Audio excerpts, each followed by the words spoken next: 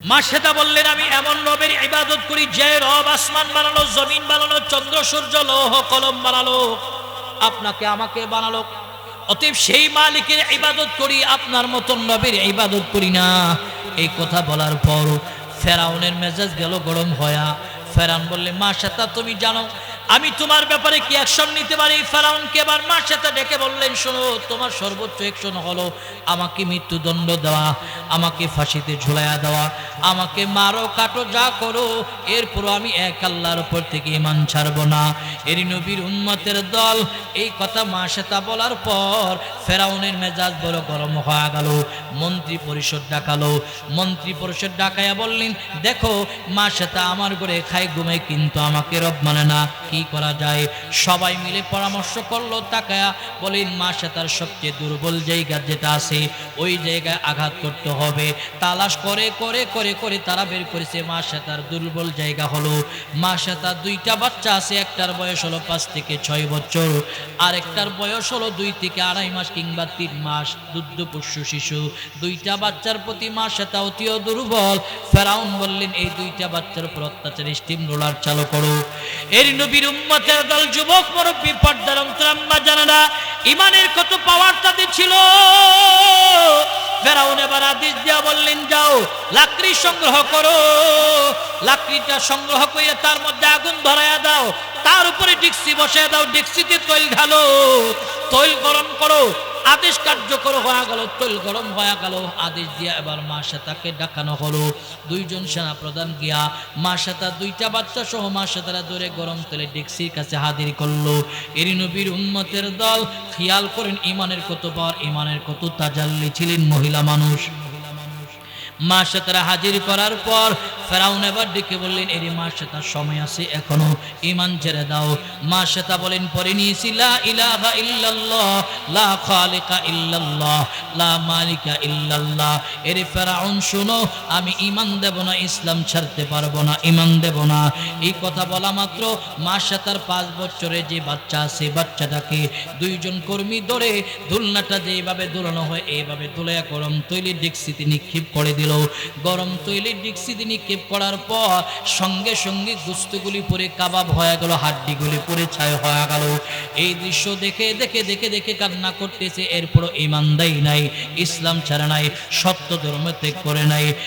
মা সেতা দাঁড়ায়া এই দৃশ্য দেখে এরপরে ফেরাউন তাকায়া বলতেছে, এরে মা সেতা এখনো সময় আছে, ঈমান ছেড়ে দাও, আর না হয় তোমাকে একে একে নিঃস্ব করে দেওয়া হবে।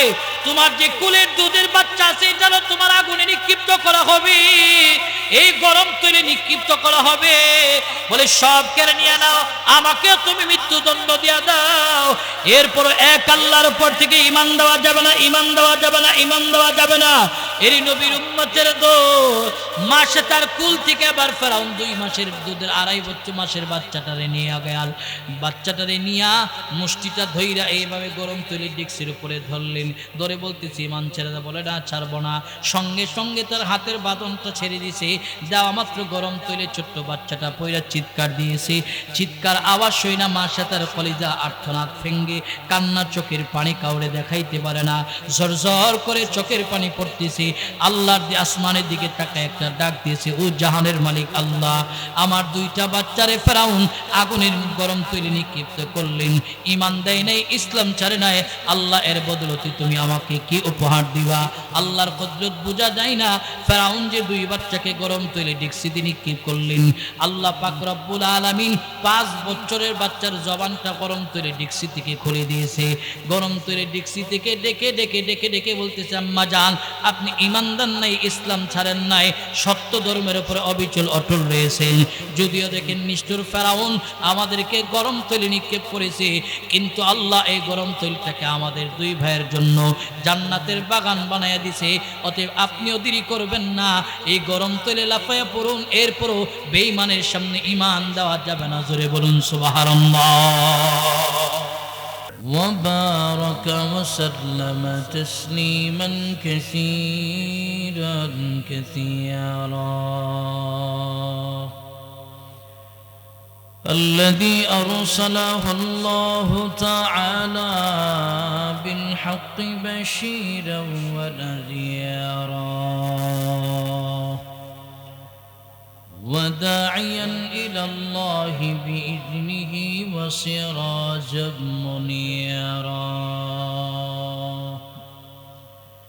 أما بعد فأعوذ بالله من الشيطان الرجيم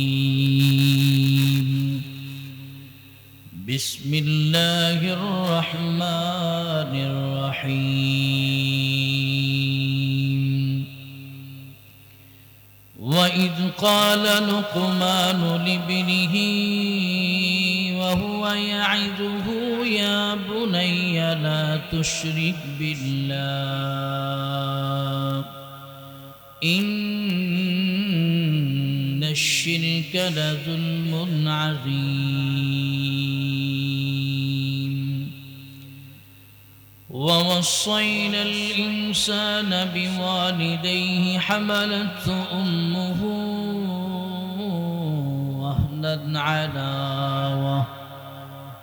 وهنا على وهن وفصاله في عامين أن اشكر لي ولوالديك إلي المصير وعن سيد الجن والبشر رضي الله تعالى عنه قال رسول الله صلى الله عليه وآله وسلم لا تشرك بالله شيئا وإن قتلت وإن حرقت أو كما قال النبي عليه الصلاة والسلام وقال النبي صلى الله عليه وآله وسلم رضا الرب في رضا الوالدين وسخط الرب في سخط الوالدين شكل محبتي زبان خلي درود إبراهيم پوری اللهم صل على محمد وعلى آل محمد كما صليت على إبراهيم وعلى آل إبراهيم إنك حميد مجيد اللهم بارك على محمد وعلى آل محمد كما باركت على إبراهيم وعلى آل إبراهيم إنك حميد مجيد بشنو حافظ بتوگویم بشنو حافظ بتوگویم که گل تازان میماند اگر ماند شبی ماند شبی دیگر نمیماند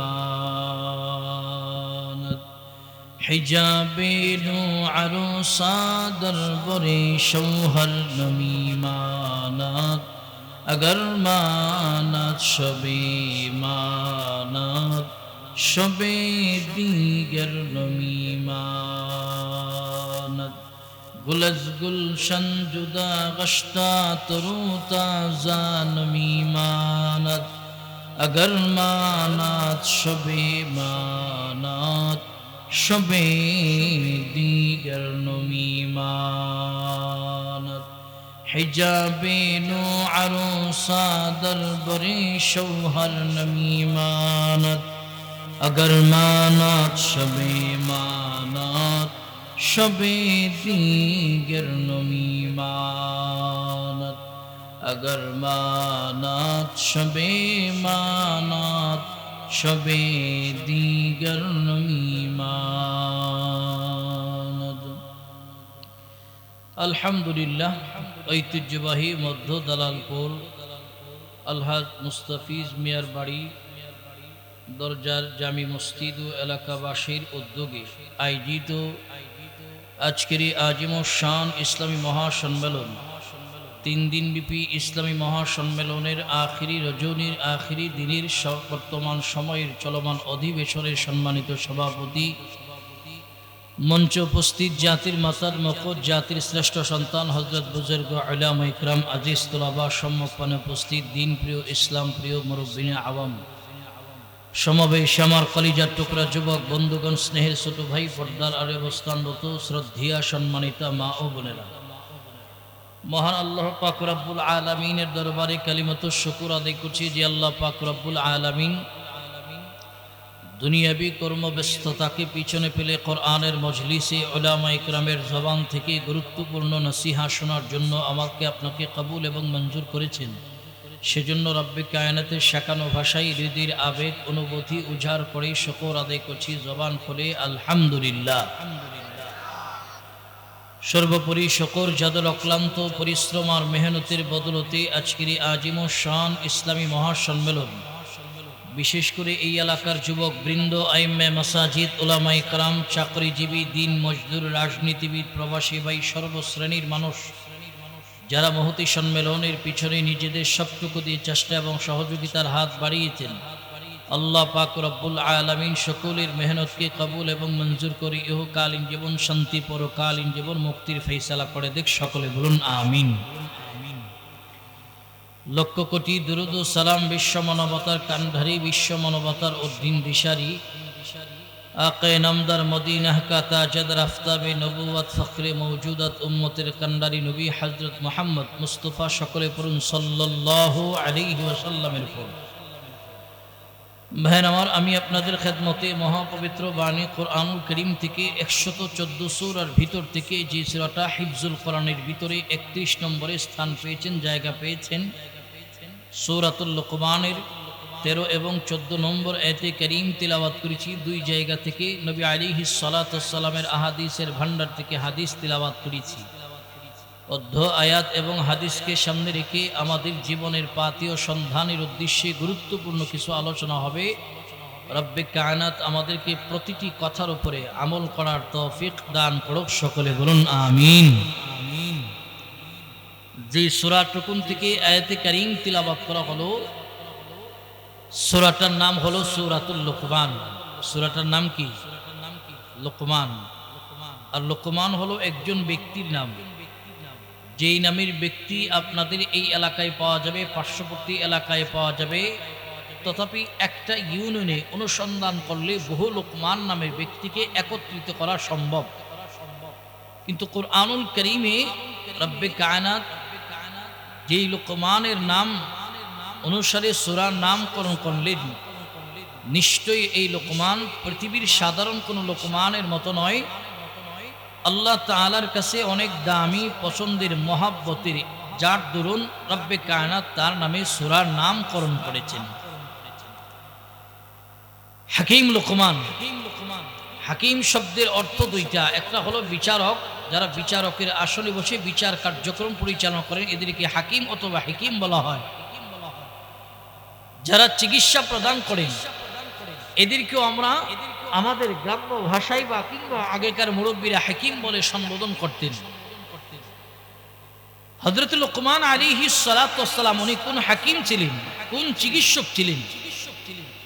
বলে হযরত লুকমান এমন একজন চিকিৎসক ছিলেন যেই মানুষেরা আল্লাহকে ভুলে দুনিয়ার পিছনে ছোটাছুটি করতেন, এদেরকে হযরত লুকমান আলাইহিস সালাতু ওয়াস সালাম তার নিজের কাছে বসায়া দায়িত্ব নিয়ে কোরআন এবং সুন্নাহর সমন্বয়ে নসিহা করে আল্লাহর সাথে তাদের দিলের কালেকশন করে দিতেন। জোরে বলুন সুবহানাল্লাহ।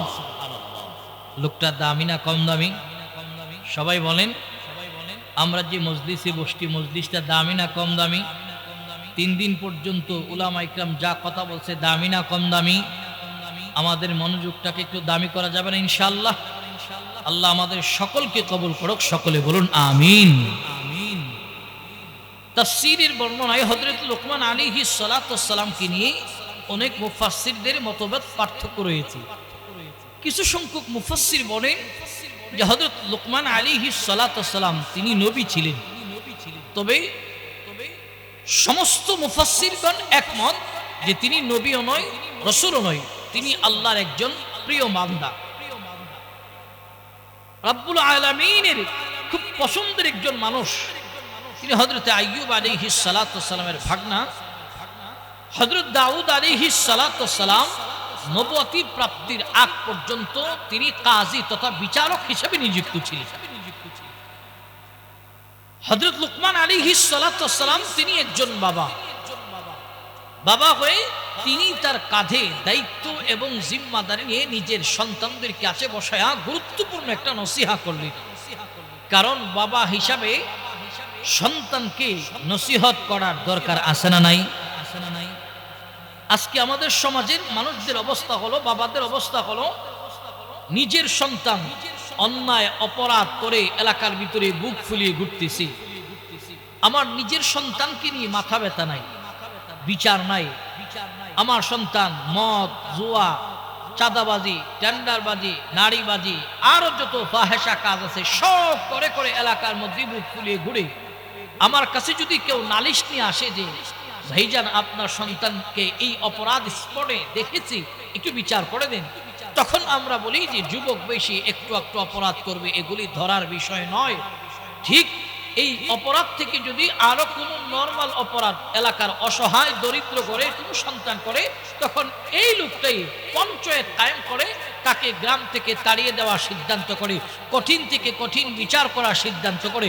এর চেয়ে হাজার অন্যায় অপরাধ করে নিজের সন্তান ঘুরতেছে, নিজের সন্তানের বিচার করতে পারে না, যার দরুন আজকে সমাজ দিন দিন ধ্বংসের দিকে নিমজ্জিত হচ্ছে। যদি বলুন ঠিক কিনা? নিজের সন্তানের সমালোচনা নাই, অপরের সন্তানকে নিয়ে আমাদের মাথা ব্যথা। সমালোচনা কোথায় করা হয়? সমালোচনার সবচেয়ে একটা হেডকোয়ার্টার হলো প্রত্যেকটা চায়ের দোকান। এখানে হলো গীবতের আড্ডাখানা। আমি আমার ক্ষুদ্র জ্ঞানে রিচার্জ করে দেখেছি, এক একটা চায়ের দোকান হলো এক একটা সংসদ অধিবেশন। এরাই চেয়ারম্যান বানাইতেছে, এরাই মেম্বার বানাইতেছে, এরাই এমপি বানাইতেছে, এরাই মন্ত্রী বানাইতেছে। চায়ের কাপে যতক্ষণ চুমুক আছে ততক্ষণ এদের গল্প আছে, এমপি মন্ত্রীও বানানো ঠিকঠাক আছে। যখন চায়ের কাপের চুমুক দেওয়া শেষ, এদের স্বপ্ন শেষ। চায়ের দোকানে বসে কার ছেলে কি করলো, কার মেয়ে কি করলো, কার পুত্রবধূ করলো, কার বাড়িতে দিয়ে হচ্ছে, এই নিয়ে সমালোচনা। একটাবার প্রতিটা সমালোচনার তীর নিজের দিকে এনে বলে না যে আমি কি করলাম, আমার ছেলে কি করলো, আমার মেয়ে কি করলো, আমি কি করলাম। নিজেকে নিজে যদি আজকে নসিহা করতে পারতাম, তাহলে সমাজের সৌন্দর্যই আলাদা হয়ে যেত। করে বলুন ঠিক কিনা? ওপরের টেনশন আপনার আহাল সম্পর্কে আপনাকে জিজ্ঞাসিত করবে, জিগাইবে না। দূরের মানুষকে নিয়ে যে আমরা সমালোচনা করি তার সম্পর্কে আমাকে জিজ্ঞেস করবে না। প্রিয় ভাইয়ের আমার, বাবা হিসাবে সন্তান পরিচালনার ক্ষেত্রে দায়িত্ব আছে, জিম্মাদারি আছে। যদি আদায় না করা হয় তো আল্লাহর পার্লামেন্টে 4 জন দায়িত্বশীল পুরুষের বিরুদ্ধে মামলা হবে। কথাটা পরবর্তী স্টেপে আসবে। 4 জন দায়িত্বশীল পুরুষের বিরুদ্ধে আল্লাহর পার্লামেন্টে মামলা হবে। বাবা কেমন দায়িত্বশীল হওয়া চাই খেয়াল করেন। আজকে তো সন্তানকে দায়িত্ব নিয়ে পরিচালনা করতে পারে না। আদর্শবান বাবা কেমন হওয়া চাই, আদর্শবান সন্তানও কেমন হওয়া চাই। খলিফাতুল মুসলিমিন হযরত ওমর রাদিয়াল্লাহু তাআলা আনহুর শাসন আমলে তৎকালীন সময়ে মিশরের পার্লামেন্ট অফ দ্য গভর্নর হলো আল্লাহ রাসূলের প্রিয় একজন সাহাবী, যার নাম হলো আমর ইবনে আস রাদিয়াল্লাহু তাআলা আনহু। হযরত আমর ইবনে আস রাদিয়াল্লাহু তাআলা আনহু মিশরের গভর্নর, আর হযরত ওমর হলো রাষ্ট্রপ্রধান। হযরত উমরের সন্তান নাম তার আবু শাহামা, কোনোদিন মিশরে যায়নি। তো হযরত উমর বাবার কাছে গিয়া বলতেছেন, আবু শাহামা, আব্বাজি মিশরে কোনোদিন আমি যাইনি, যদি মিশরে কোনো কাফেলা যায় আমাকে ওই কাফেলার সঙ্গে অ্যাড করে দিবেন, আমি একটু মিশর সফর করে আসব। বাবার কাছে দরখাস্ত দিয়েছে। খেয়াল করে, আদর্শবান সন্তান কেমন। আজকে তো সন্তান কক্সবাজার যাবে, ঢাকায় যাবে, চিটাগং যাবে দেখার জন্য, বিভিন্ন পর্যটন নগরী সফর করতে যাবে, বাবার অনুমতির প্রয়োজন মনে করে না। চিন্তা করে পকেটে টাকা আছে, বন্ধু বান্ধব সঙ্গে আছে, তো কক্সবাজার যাব, ঢাকায় যাব, যেখানে সেখানে ঘুরতে যাব। এটা আদর্শবান সন্তানের লক্ষণ নয়। আদর্শবান সন্তান তারা যারা প্রতিটা কদম ফেলানোর আগে বাবার কাছ থেকে অনুমতি নেই, মায়ের কাছ থেকে অনুমতি নেই। আল্লাহ তাআলা এদের সব কাজের ভিতরে বারাকা দান করেন। জোরে বলুন সুবহানাল্লাহ।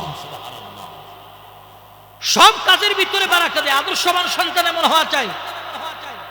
আরে টাকা থাকলেই চলে না, দোয়ারও প্রয়োজন হয়। বাবার দোয়ার দরকার, মায়ের দোয়ার দরকার। মা বাবা না থাকলে বড় ভাইয়েরও দোয়ার দরকার আছে। দোয়া নিয়ে বের হও। দরখাস্ত করছে, আব্বাজি মিশরে কাফেলা গেলে আমাকে ওই কাফেলার সঙ্গে আপনি অ্যাড করবেন।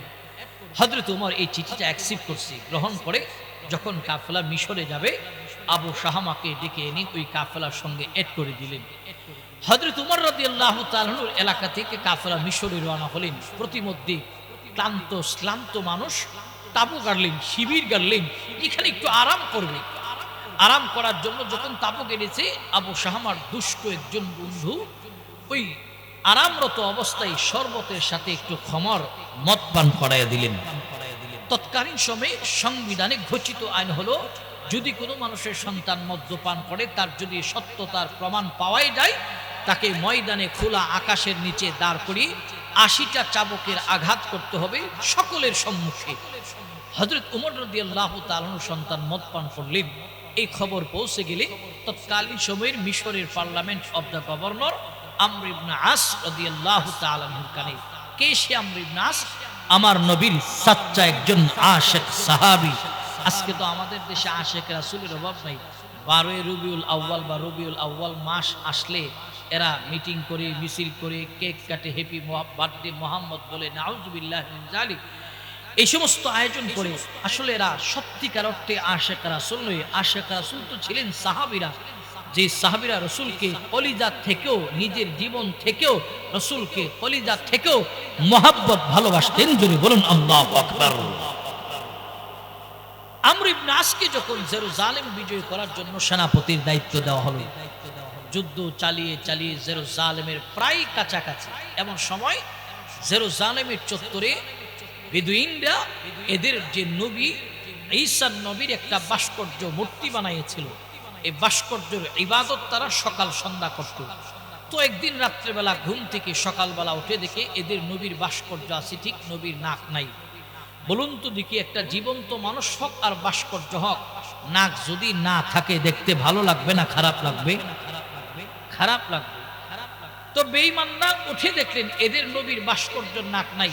চিন্তা করলেন যে মুসলিমদের সাথে যেহেতু আমাদের যুদ্ধ চলছে, মুসলমানরাই রাতের অন্ধকারে এই কাজটা করেছে।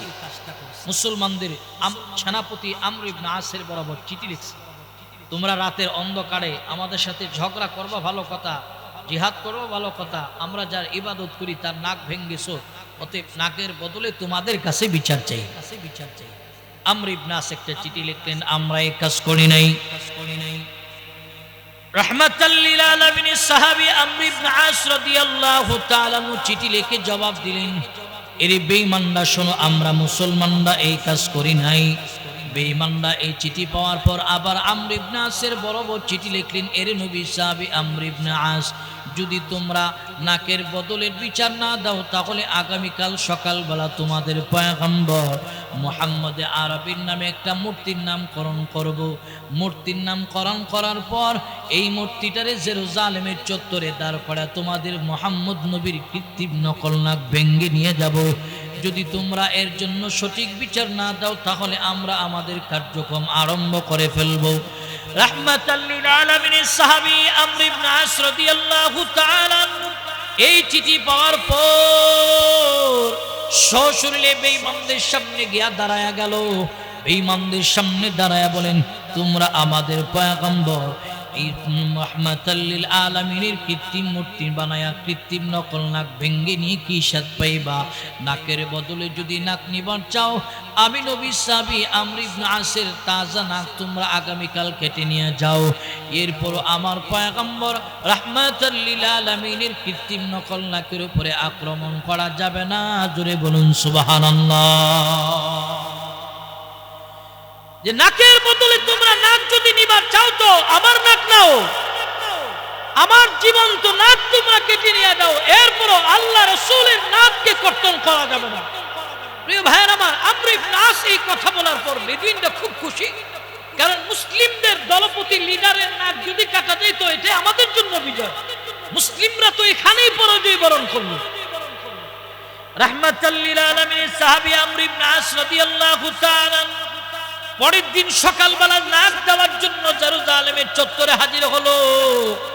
এরই নবীর উম্মতের দল, যুবক মুরব্বী, পর্দার অন্তরা আম্মা জানারা, নবী সাহাবী আমর ইবনে আস জেরুজালেমের চত্বরে হাজির হলো।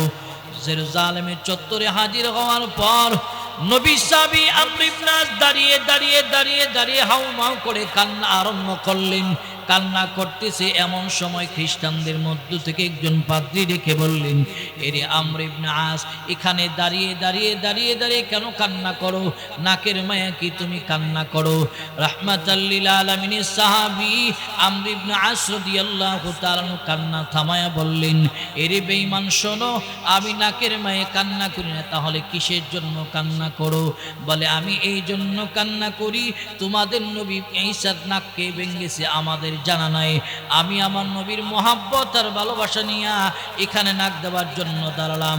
আমার চোখে পানি এই জন্য, তোমাদের নবী ঈসার নাক না ভেঙে যদি মাথা নিয়ে যাইত, আমি আমার নবীর প্রেম আর ভালোবাসা বুকে নিয়ে এই মজমার ভিতরে আমার তাজা মাথা দিতে পারতাম, দিতে পারি নাই বিদায়।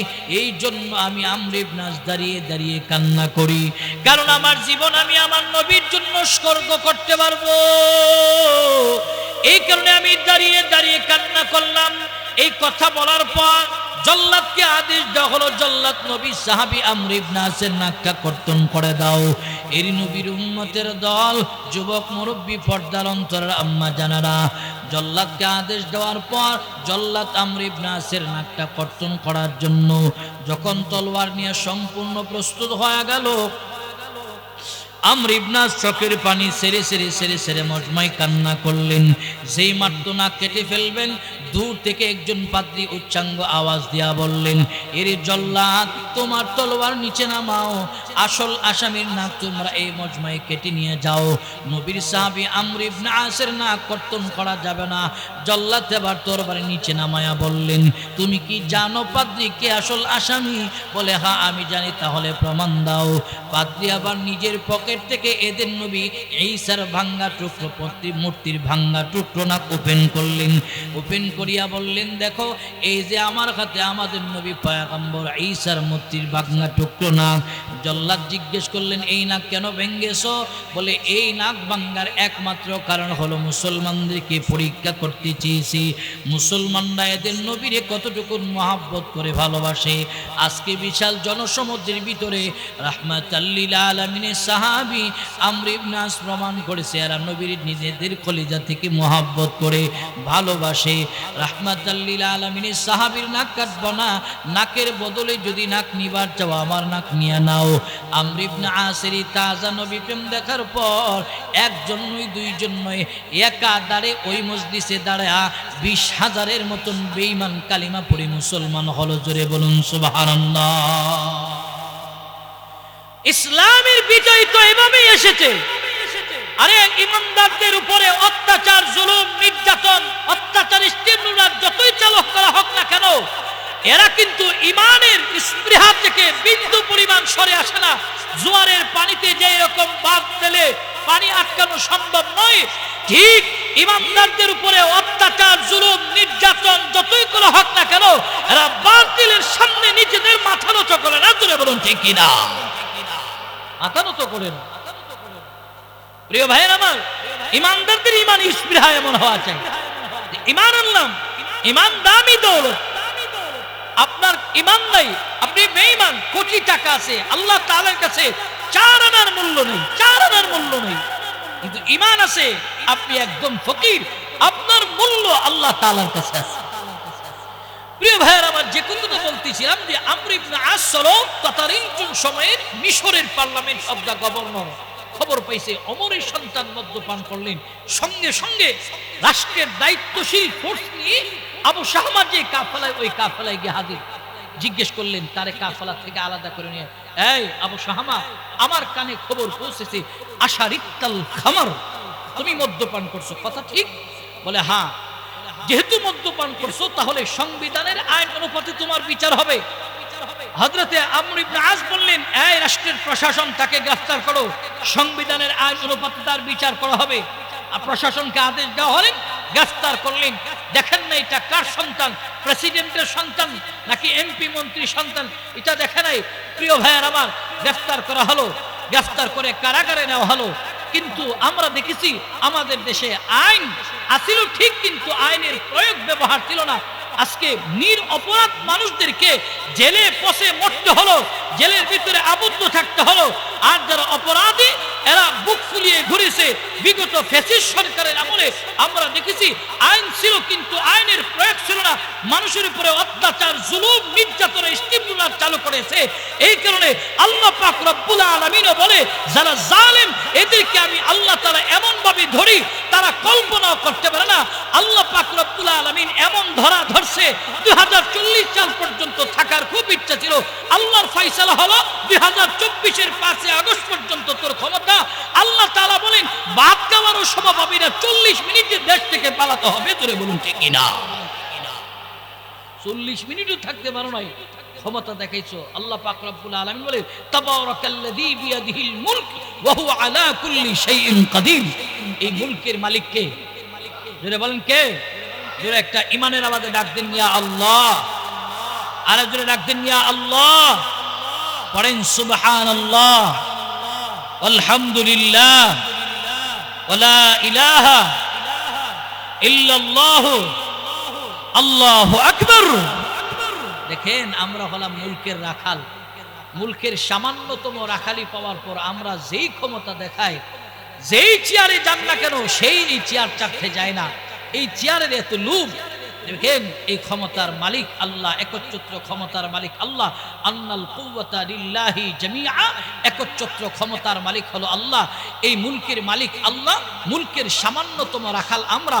রাখালি যখন শেষ হয়ে যাবে, নির্দিষ্ট একটা কোটায় আমার বয়স যখন পৌঁছে যাবে, তখন আমাকে চলে যেতে হবে। এই পৃথিবীর জায়গায় পৃথিবী থাকবে, রাস্তার জায়গায় রাস্তায় থাকবে, সম্পদের জায়গায় সম্পদ থাকবে, আমি আপনি কেউ থাকবো না। আমাকে আপনাকে চলে যেতে হবে। তাহলে পাওয়ার দেখায় লাভ নাই। এমন একটা জীবন আমাদের গঠন করতে হবে। কবি বলে এমন জীবন করো হে গঠন, মরণে হাসিবে তুমি কাঁদিবে ভুবন। এমন জীবন করিও না গঠন, মরণে কাঁদিবে তুমি হাসিবে ভুবন।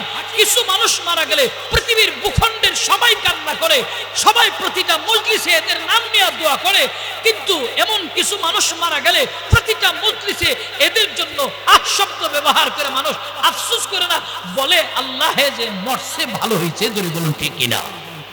কেন বলে? কলিজা পুরায়া অঙ্গার করে ফেলছে। এই কারণে মানুষ তার হৃদয় থেকে বলে আল্লাহ যে মরছে, এর অত্যাচার আর জুলুম ও সিতাম থেকে কোন মানুষ সুরক্ষা পায়নি, মরছে যে ভালো হয়েছে। এমন জীবন গঠন করেন না, এমন জীবন গঠন করেন যে মরার পর প্রতিটা মজলিসে আপনার নাম শ্রদ্ধা ভক্তি নিয়ে করা হবে এবং আপনার জন্য হৃদয় থেকে দোয়া করবে। এমন জীবন আপনারা গঠন করে যাবেন। প্রিয় ভাইয়ের আমার, বলতেছিলাম আইন সবার জন্য সমান। হযরত আমর ইবনে আস রাদিয়াল্লাহু তাআলা বলেন গ্রেফতার করো, কারাগারে নাও। কারাগারে নেওয়ার পর আমর ইবনে আস চিন্তায় পড়ছে যে প্রেসিডেন্টের সন্তান, বিচারটা কিভাবে করি? ময়দানে করতে গেলে মানুষ জন্মে, গোপনে করলে রাষ্ট্রের আইন লঙ্ঘন করা হবে। কিভাবে করা যায়? রাষ্ট্রের সমস্ত দায়িত্বশীল, মিশরের সমস্ত দায়িত্বশীলদেরকে ডাকালেন, সিদ্ধান্ত করো বিচারটা কিভাবে হবে। বলে বিচার যদি করতে চাও তাকে গোপনেই করো, ময়দানে করিও না। সবাই মিলে স্বাক্ষর করলেন। স্বাক্ষরের উপরে ভিত্তি করে আমর ইবনে আস রাদিয়াল্লাহু তাআলা আবু শাহমার বিচারটা গোপনে করলেন। গোপনে করার পর মদিনাতুল মুনাওয়ারার দিকে ফজরের আগে নিয়ে রওনা হলেন। যেতে যেতে মদিনাতুল মুনাওয়ারায় যখন পৌঁছলেন, হযরত ওমরের সামনে গিয়া দাঁড়ালো। রাহমাতাল লিল আলামিন সাহাবী ওমরের সামনে দাঁড়ানোর পর এর আগে উমরের কানে খবর গেল, উমর আপনার সন্তান মিশরের কারাগারে বন্দী হয়ে আছে। অপরাধ কি? বলে অপরাধ একটা, মিশরের সফর অবস্থায় তার একজন দুষ্ট বন্ধু একটু মজাক করে মদ শরাব পান করালো। রাহমাতাল লিল আলামিনের সাহাবী উমরের সামনে যখন আবু শাহমা এবং গভর্নর আমর ইবনে আস রাদিয়াল্লাহু তাআলা দাঁড়ালো, আমর ইবনে আসকে জিজ্ঞেস করলো, এরে আমর ইবনে আস বলো আমার সন্তানের বিচার করলা কিনা? জি করলাম। এরে আবু শাহমা তোমার বিচারটা কোন নিয়মে কোন সিস্টেমে করেছে আমার কাছে বর্ণনা দাও। এরে নবীর উম্মতের দল রাহমাতাল লিল আলামিন সাহাবী ওমর এই কথা বলার পর আবু শাহমা বলেন, আব্বাজি আমার বিচারটা গোপনে গোপনে করা হলো, বদনাম, এই কারণে আমরা গোপনে গোপনে বিচার করলাম। হযরত ওমর বলেন, এরে আমর ইবনে আস শোনো, তোমার বিচার করা হয়নি, আমি এই বিচারটারে দ্বিতীয়বার আবার সম্পূর্ণ করা লাগবে। এরি নবীর উম্মতের দল, যুবক মুরব্বী পর্দার অন্তর আম্মা জানেরা, বাবা কেমন আদর্শবান হওয়া চাই, সন্তানও কেমন আদর্শবান হওয়া চাই। হযরত ওমর নিজের সন্তানকে বললেন, এরে কলিজার টুকরা সন্তান, বলো আমি আব্বাজান দ্বিতীয়বার তোমার বিচার করতে চাই, তুমি কি রাজি? আবু শাহামা ডেকে বলেন, আব্বাজি দ্বিতীয়বার কেন, শতবার বিচার করবেন, এরপরও আমি আল্লাহর আদালতে আসামির কাঠগড়ায় গিয়া দাঁড়াতে চাই না। যেহেতু আমি অপরাধী, আমার বিচার হক, আল্লাহর আদালতে আসামির কাঠগড়ায় দাঁড়াতে চাই না। আপনি আমার আব্বা যান, আপনি যেন আমার জন্য আল্লাহর কাঠগড়ায় দাঁড়াতে না হয়। দুজন মিলে সম্মতি দেওয়ার পর আবু শাহামাকে হযরত ওমর নিয়ে যখন বাহিরে দাঁড়ালো, খাদেমকে বললেন, খাদেম চতুর্দিকে এলান করো, নিজের সন্তানের বিচার করার জন্য হযরত ওমর ময়দানে দাঁড়াবে। হযরত ওমর এই কথা বলার পর এলান হয়ে গেল, চতুর্দিকে মানুষেরা পঙ্গপালের মতো ছুটে আসলো। হযরত ওমর আবু শাহামাকে নিয়ে ময়দানে দাঁড়ালো। ময়দানে দাঁড়ানোর পর শোক বন্ধ করে হাতে চাবুক নিয়ে আবু শাহামার গায়ে আঘাতের পর আঘাত, আঘাতের পর আঘাত, আঘাতের পর আঘাত, আঘাত করে করে করে করে হযরত ওমর যখন গণনা করে করে আঘাত করতেছেন, আঘাতের কারণে আবু শাহামা দাঁড়ানো অবস্থায় থেকে নিচে পড়ে গেল। নিচে পড়ে হামাগুড়ি খায়। এরপর হযরত ওমর চাবুক চালানো বন্ধ করেন নাই। একজন সাহাবী ডেকে বললেন, ওমর এখনো সময় আছে, আপনার বন্ধ চক্ষুগুলি খুলে দেখুন, আপনার সন্তানের অবস্থাটা বেশি ভালো নয়, নাক দিয়ে ফেনা বের হয়, মুখ দিয়ে ফেনা বের হয়, মুরগির মতন লাফাইতেছে, ছটফট করতেছে, চাবুক চালানো বন্ধ করেন। হযরত ওমর এরপরও বন্ধ করেননি। হযরত ওমরকে বয়োজ্যেষ্ঠ একজন মুরব্বী ডেকে বললেন, ওমর এখনো সময় আছে, যদি সন্তানের প্রতি দরদ মহাব্বত ভালোবাসা থেকে থাকে, বন্ধ চক্ষুগুলি খোলো, বন্ধ চক্ষুগুলি খুলে দেখো তোমার সন্তানের অবস্থাটা অনেক খারাপ। রাহমাতাল লিল আলামিনের সাহাবী হযরত ওমর এবার বন্ধ চক্ষুগুলি খুললেন। বন্ধ চক্ষুগুলি খুলে দেখেন আবু শাহামার অবস্থাটা বড় করুণ, গড়াগড়ি করতেছে, নাক দিয়ে ফেনা বের হয়, মুখ দিয়ে ফেনা বের হয়। হযরত ওমর নিজের সন্তানকে কুলের মধ্যে নিল। কুলের মধ্যে নিয়ে কপালের চুম্বন খেয়ে বলতেছেন, বাজান তুমি কিন্তু আমাকে জল্লাদ মনে করিও না, আমি আব্বাজান কিন্তু জল্লাদ নই, আমি দায়িত্বশীল একজন বাবা। নবী বলেছে, কুল্লুকুম রাইন ওয়া কুল্লুকুম মাসউলুন আন রাইয়াতিহি, সকল মানুষ দায়িত্বশীল, আমি ওমরও দায়িত্বশীল, দায়িত্ব নিয়ে তোমার বিচারটা সম্পূর্ণ করতে আনলাম। বাজান রে তুমি কিন্তু আমাকে জল্লাদ মনে করিও না। এই কথা বলতে বলতে হযরত ওমর তাকায় দেখেন আবু শাহামার দেহ পিঞ্জিরা থেকে প্রাণবায়ুটা বের হয়ে গেল। প্রাণবায়ুটা বের হওয়ার পর নিতর দেহটা হযরত ওমর রাদিয়াল্লাহু তাআলা নূর কুলের মধ্যে। হযরত ওমর নিতর দেহ নিয়ে হাউমাউ করে কান্না আরম্ভ করলেন। ময়দানের সব মানুষ বলেন, ওমর কান্না করলে চলবে না, যেহেতু হায়াত নাই, দুনিয়ার বাড়ির রিজিক হায়াত চলে গেছে, তো প্রাণবায়ু চলে গেছে, তাকে দাফন কাফনের ব্যবস্থা করা লাগবে। হযরত ওমর বলেন, গোসলের ব্যবস্থা করো। হযরত ওমর গোসলের আদেশ দেওয়ার পর গোসলের ব্যবস্থা করা হলো, কাফনে বানানো হলো। এরই নবীর উম্মতের দল, যুবক মুরব্বী, পর্দার অন্তর আম্মা জানরা ভালো করে শুনো। হযরত ওমর গোসল করে কাফনে মরে খাটুলার মধ্যে উঠালো। খাটুলায় উঠে হযরত ওমর খাটুলা কাঁধে নিল। খাটুলা কাঁধে নেওয়ার পর দুনিয়ার সিস্টেম হলো, বাবার কাঁধে যদি সন্তানের লাশ একবার উঠে যায়, এই লাশটা এতটাই ভারী, বাবার কাঁধে সন্তানের লাশ মানে এতটাই ভারী লাশ আর বুঝি পৃথিবীর মানুষ দেখা নাই। সন্তানের লাশ বাবার কাঁধে, বাবার দিল ভাঙ্গা আর্তনাদ আর চোখের পানি পৃথিবীর কোনো মানুষকে বোঝাইতে পারে না। হযরত ওমর কান্না করতেছে, কান্না করে করে করে করে জানাজার মাঠে নিয়ে গেলেন। জানাজার মাঠে নামায়া আল্লাহু আকবার বলে নামাজ আরম্ভ করলেন। জানাজা সম্পূর্ণ কমপ্লিট করার পর হযরত ওমর রাদিয়াল্লাহু তাআলা আবার খাটুলা কাঁধে নিয়েছে। খাটুলা কাঁধে নিয়ে হযরত ওমর রাদিয়াল্লাহু তাআলা কবরে গিয়া পাশে দাঁড়ালো। কবরের পাশে নামালেন লাশ। নামানোর পর নিজে থেকেই কবরে হযরত ওমর রাদিয়াল্লাহু তাআলা ঢুকলেন। কবরে ঢুইকা দুই হাত প্রসারিত করে বললেন, এরে আমার কলিজার টুকরা সন্তানের লাশটা আমার হাতে দাও, এই লাশটাকে আমি জনমের মতন বিদায় করব। এর নবীর উম্মতের দল, যুবক মুরব্বী, পর্দার অন্তর আম্মা জানেরা, রাহমাতাল লিল আলামিন সাহাবী হযরত ওমর বুকে নিয়ে কবরে রাখলেন। কবরে একা মুখ থেকে কাফন সরালেন। কাফন সরে হযরত ওমর চুমু খেয়ে কান্না করে করে করে করে বলতেছে, এরই আমার কলিজার টুকরা সন্তান, জল্লাদ মনে করিও না।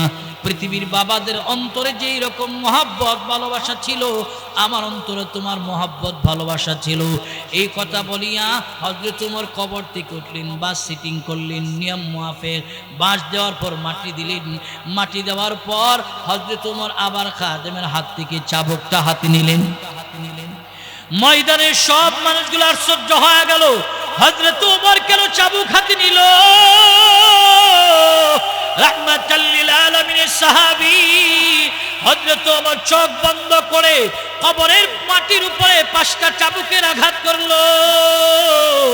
এরই নবীর উম্মতের দল খেয়াল করেন, 5টা চাবুকের আঘাত করার পর ময়দানের সব মানুষের অন্তরের ভিতরে প্রশ্ন জেগেছে। জিজ্ঞেস করলেন, ওমর কেন কবরের মাটির উপরে 5টা আঘাত করলেন? কারণ বর্ণনা করা লাগবে। যদি কারণ বর্ণনা না করেন এখান থেকে যেতে দেওয়া হবে না। হযরত ওমর বলেন, শোনো, আমি আমার সন্তানের কবরের মাটির উপরে কেন 5টা আঘাত করলাম?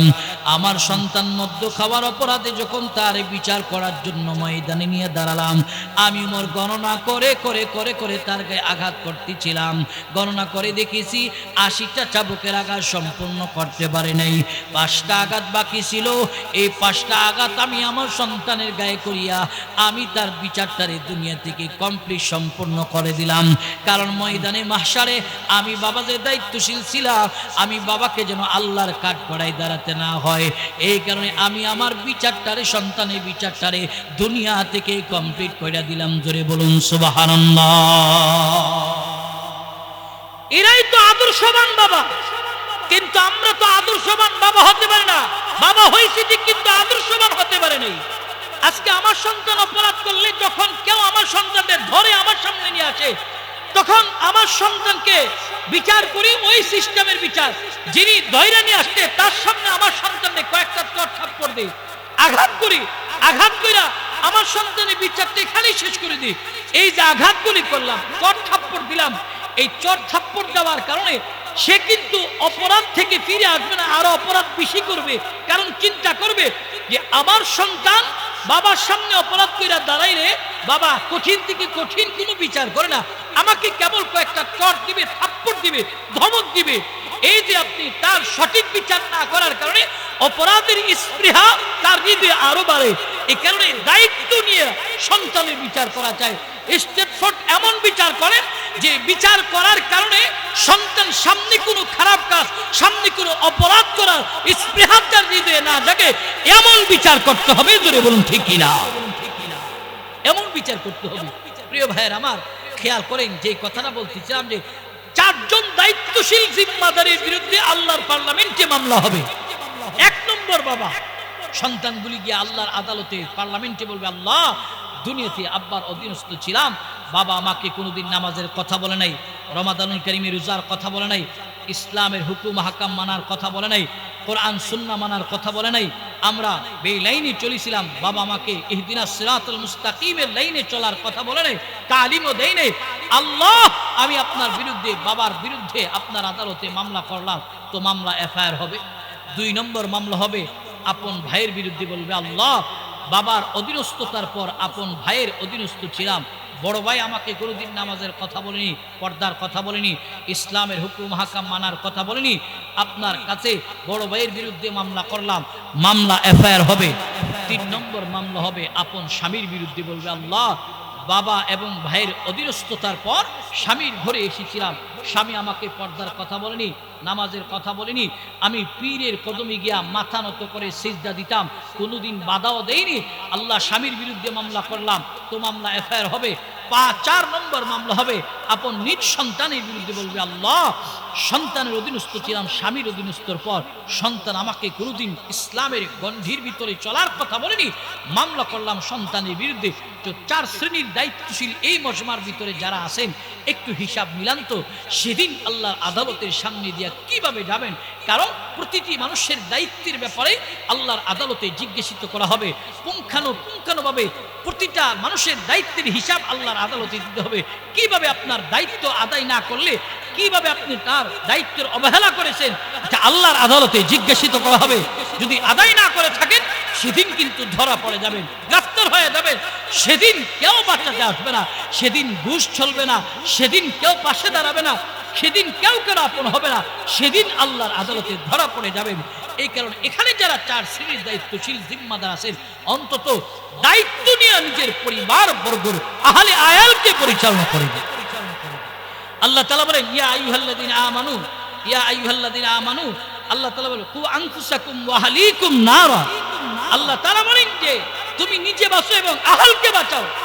খেয়াল করেন, আজকে যখন আমার সামনে আমার সন্তান আগুনে পড়তে যায় তারে দইরা বাঁচাইতে যায়, যখন নদীতে ঝাঁপ দিতে যায় তারে ধইরা বাঁচাইতে যায়, যখন ফাঁসিতে ঝুলতে যায় বাঁচাইতে যায়, কার বিপদ। প্রিয় ভাইয়ের আমার আপনার সামনে সন্তান জাহান্নামে দাবিত হচ্ছে, জাহান্নামের দিকে যাচ্ছে, এই সন্তান আহালকে আমরা বাঁচাইতে পারি না। এই হলো বর্তমান আমাদের অবস্থা। না, নিজেও বাঁচো, আহালকেও বাঁচাও। প্রিয় ভাইয়ের আমার, হযরত লোকমান আলাইহিস সালাতু ওয়াস সালাম তিনি একজন দায়িত্বশীল বাবা, দায়িত্ব নিয়ে নিজেও জাহান্নাম থেকে বাঁচতে চায়, নিজের আহালকেও জাহান্নামের আগুন থেকে বাঁচাতে চায়। তো কাছে বসে দামি একটা নসিহত করতেছে, এই বাপ শোন, এক আল্লাহর উপর ঈমান আনছো, আল্লাহর সাথে কাউকে কোনোদিন শরীক করা যাবে না। আল্লাহ কয়জন? জোরে বলেন কয়জন? একজন। কোনো সন্দেহ আছে? কোনো সন্দেহ নাই, আল্লাহ হলো এক।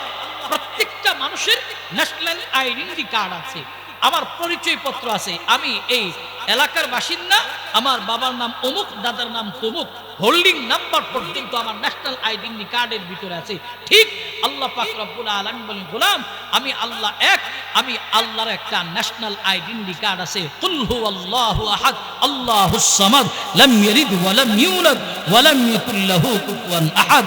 এটা হলো আল্লাহর পরিচয় পত্র, ন্যাশনাল আইডেন্টি কার্ড। এটার ভিতরে সূরাতুল ইখলাসের ভিতরে আমার রবের পুরা ডিটেইলস পরিচয় বর্ণনা করা আছে।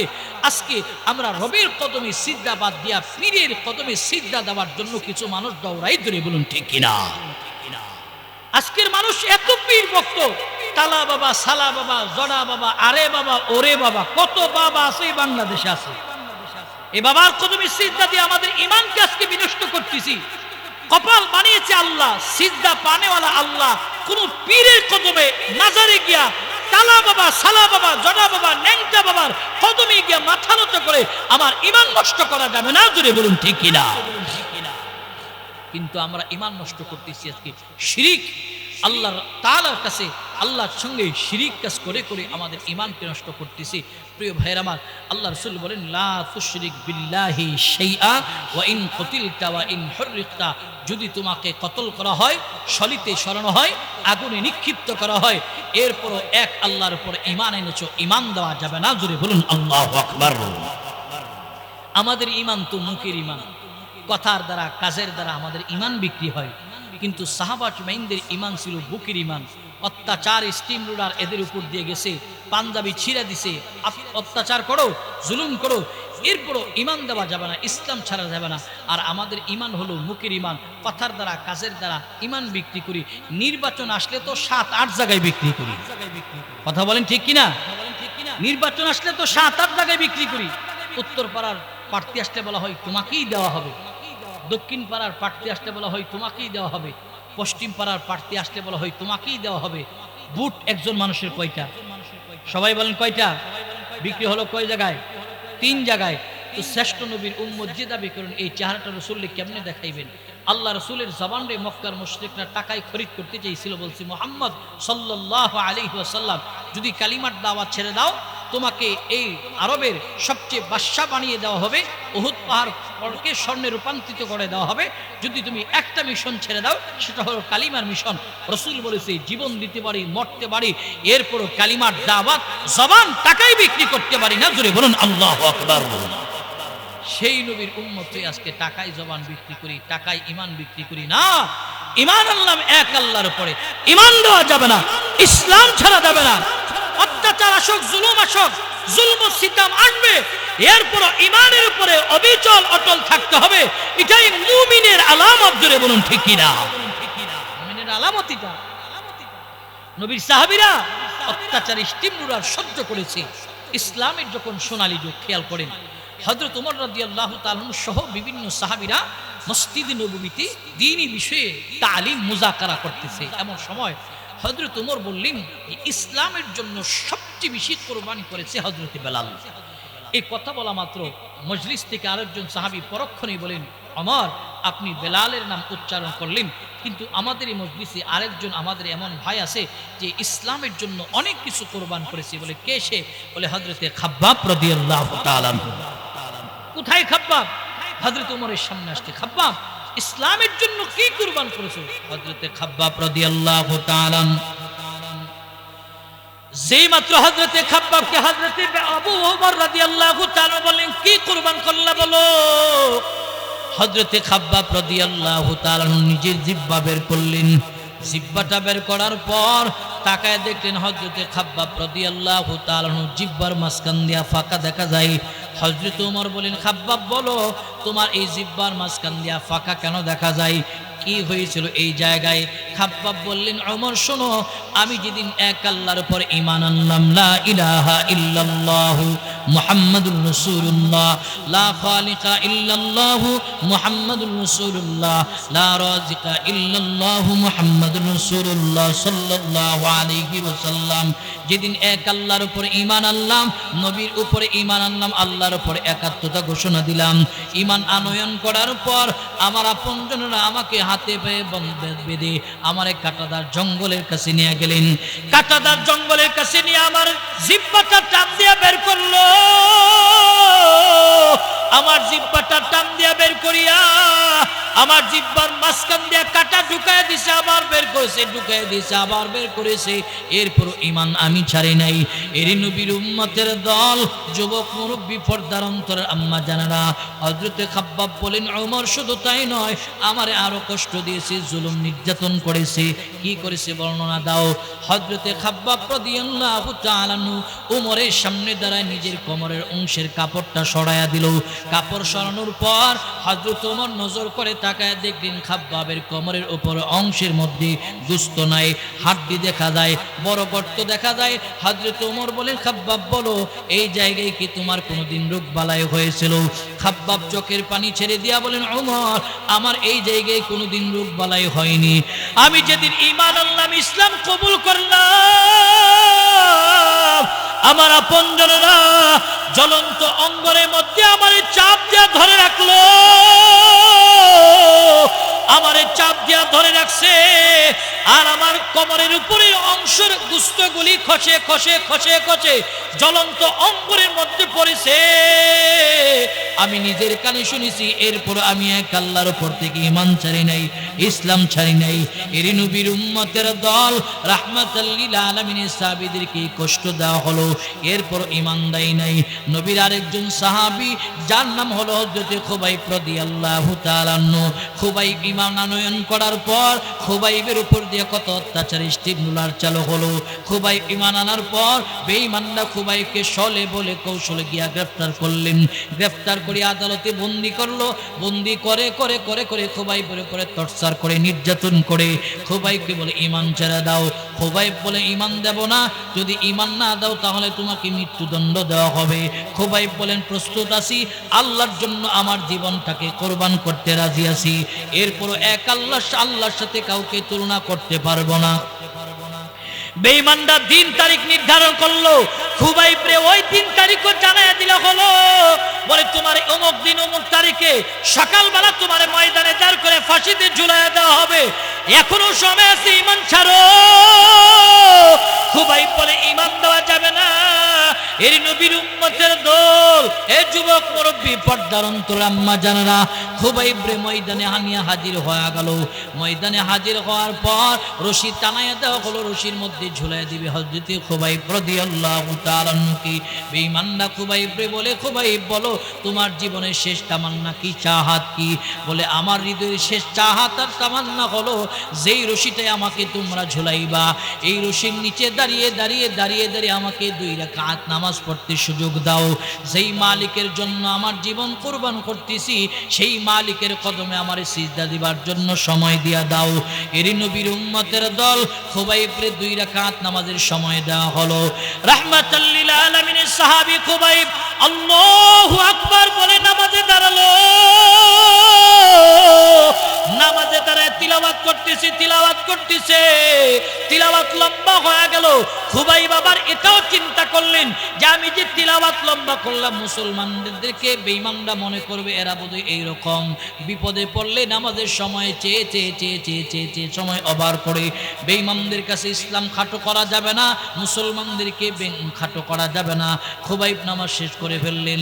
নামাজ শেষ করার পর বেঈমানরা হযরতে খুবাইবের রশিতে ঝুলানোর জন্য যখন রশি তার গলায় পরিয়ে দিলেন, রশি পরায়া দেওয়ার পর খুবাইবরে উপরের দিকে উঠায় আর বারবার খুবাইব চেহারাটা কিবলামুখী করতে চায়, আবার বেঈমানরা ঘোরায় ফেলে, কিবলামুখী করতে চায় আবার ঘোরায় ফেলে। এই দৃশ্যটা আল্লাহ পাক রব্বুল আলামিনের কাছে সহ্য হয়নি। আল্লাহ পাক রব্বুল আলামিন সঙ্গে সঙ্গে জিবরাইল আলাইহিস সালাতু ওয়াস সালামকে খুবাইবের কাছে পাঠালো। এর জিবরাইল যাও, খুবাইব বারবার চেহারাটা কিবলামুখী করতে চায়। খুবাইবের চেহারাটা বেঈমানরা বারবার ঘুরায় ফেলে। খুবাইবের কানে কানে সুসংবাদ দিয়া দাও, সে ঈমান দেয় নাই, ইসলাম ছাড়ে নাই, আমার জন্য তার জীবনটাই দিয়া দিছে, আল্লাহ দেয় নাই। খুবাইব আল্লাহ না দিয়ে এতটাই দামি হইছে, তার কানে কানে খবর পৌঁছায়া দাও। খুবাইবের চেহারা যেই দিকে ঘুরানো ফিরানো থাকুক না কেন, সে মূর্তি দেরি আর আমার জান্নাত তার জন্য অপেক্ষা করতেছে, দেরি হবে না। জোরে বলুন সুবহানাল্লাহ। জান্নাতে দিতে দেরি হবে না, যেই দিকে ঘুরানো ফিরানো থাকুক, এটাই তো ঈমান। আল্লাহ দেওয়া যাবে না, কল্লা দিয়া দাও। আল্লাহ দেওয়া যাবে না, কল্লা দিয়া দাও। কিন্তু আমরা কল্লা দিতে চাই না, আমরা আল্লাহকেই দিয়া দেই। এই হলো বর্তমানের অবস্থা। প্রিয় ভাইয়ের আমার, আল্লাহ রাসূল একজন জালেম বাদশার কথা, অতীতের একজন জালেম বাদশার কথা আল্লাহ রাসূল সাহাবীদেরকে নিয়ে বয়ান করতেছিলেন। জালেম বাদশার কথা বলার কথা বলে জালেমের জুলুমের সিতাম থেকে কেউ বাঁচতে পারতো না।